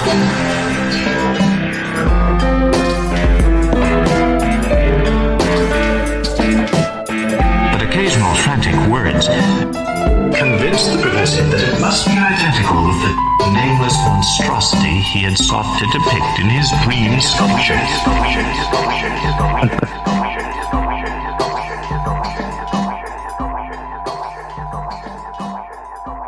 See, if I was on the game, I would have played that during the 2-minute break. That was amazing. That was awesome.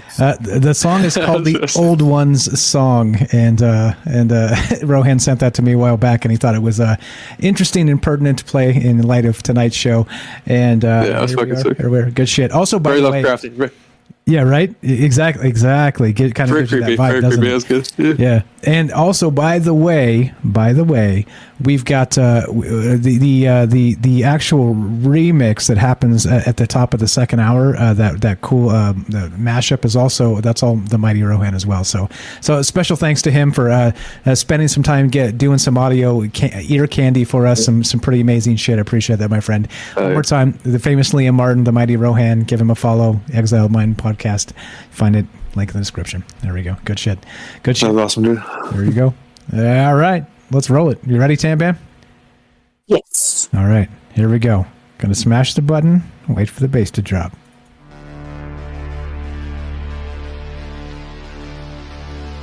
Ladies and gentlemen, the Tamtro.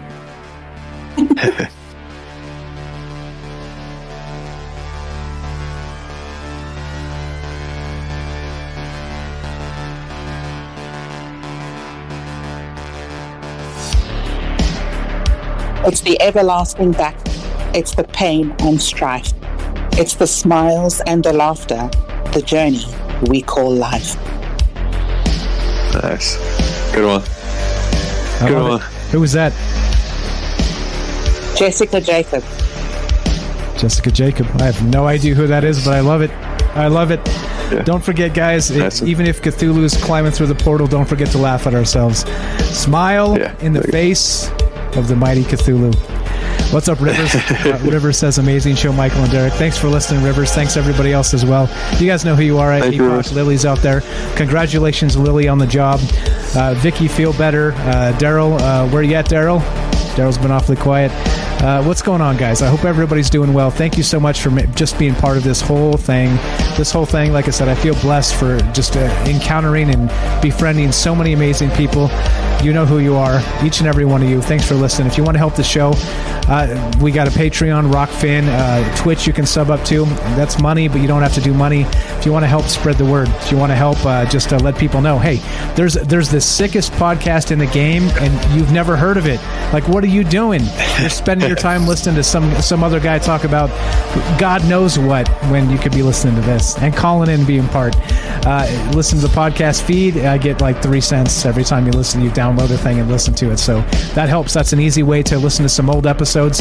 Like I say, I'm the only one who's listened to them all. I'm the only one. And let me tell you, some are good, some I'm not impressed, but what can you do? I don't have 10 tentacles under this t-shirt, I promise. I'm only human after all. Let's get the hell out of here. What else, folks?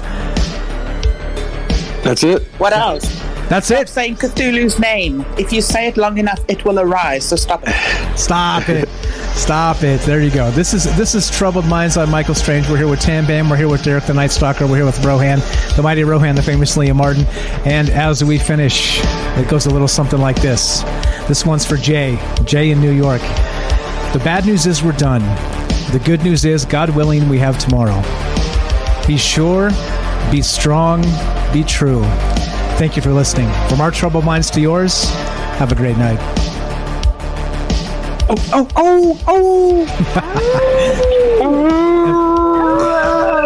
And let commence no good the wet chihuahuas. There's no good tentacle sound. Slither sound. Oh, that was that sound. The Lovecraft sound. Love the show. Thanks, Daryl. Appreciate that. All right. We're out of here. More Troubled Minds tomorrow. Hop in the Discord if you have not. TroubledMinds.org. Come say hi to all these amazing people. They're active in the Discord. No guarantees tonight. No guarantees any night. Love to see you guys there. Thanks for hanging out. Thanks for being part of this. We'll catch you next time. Thank you, bro.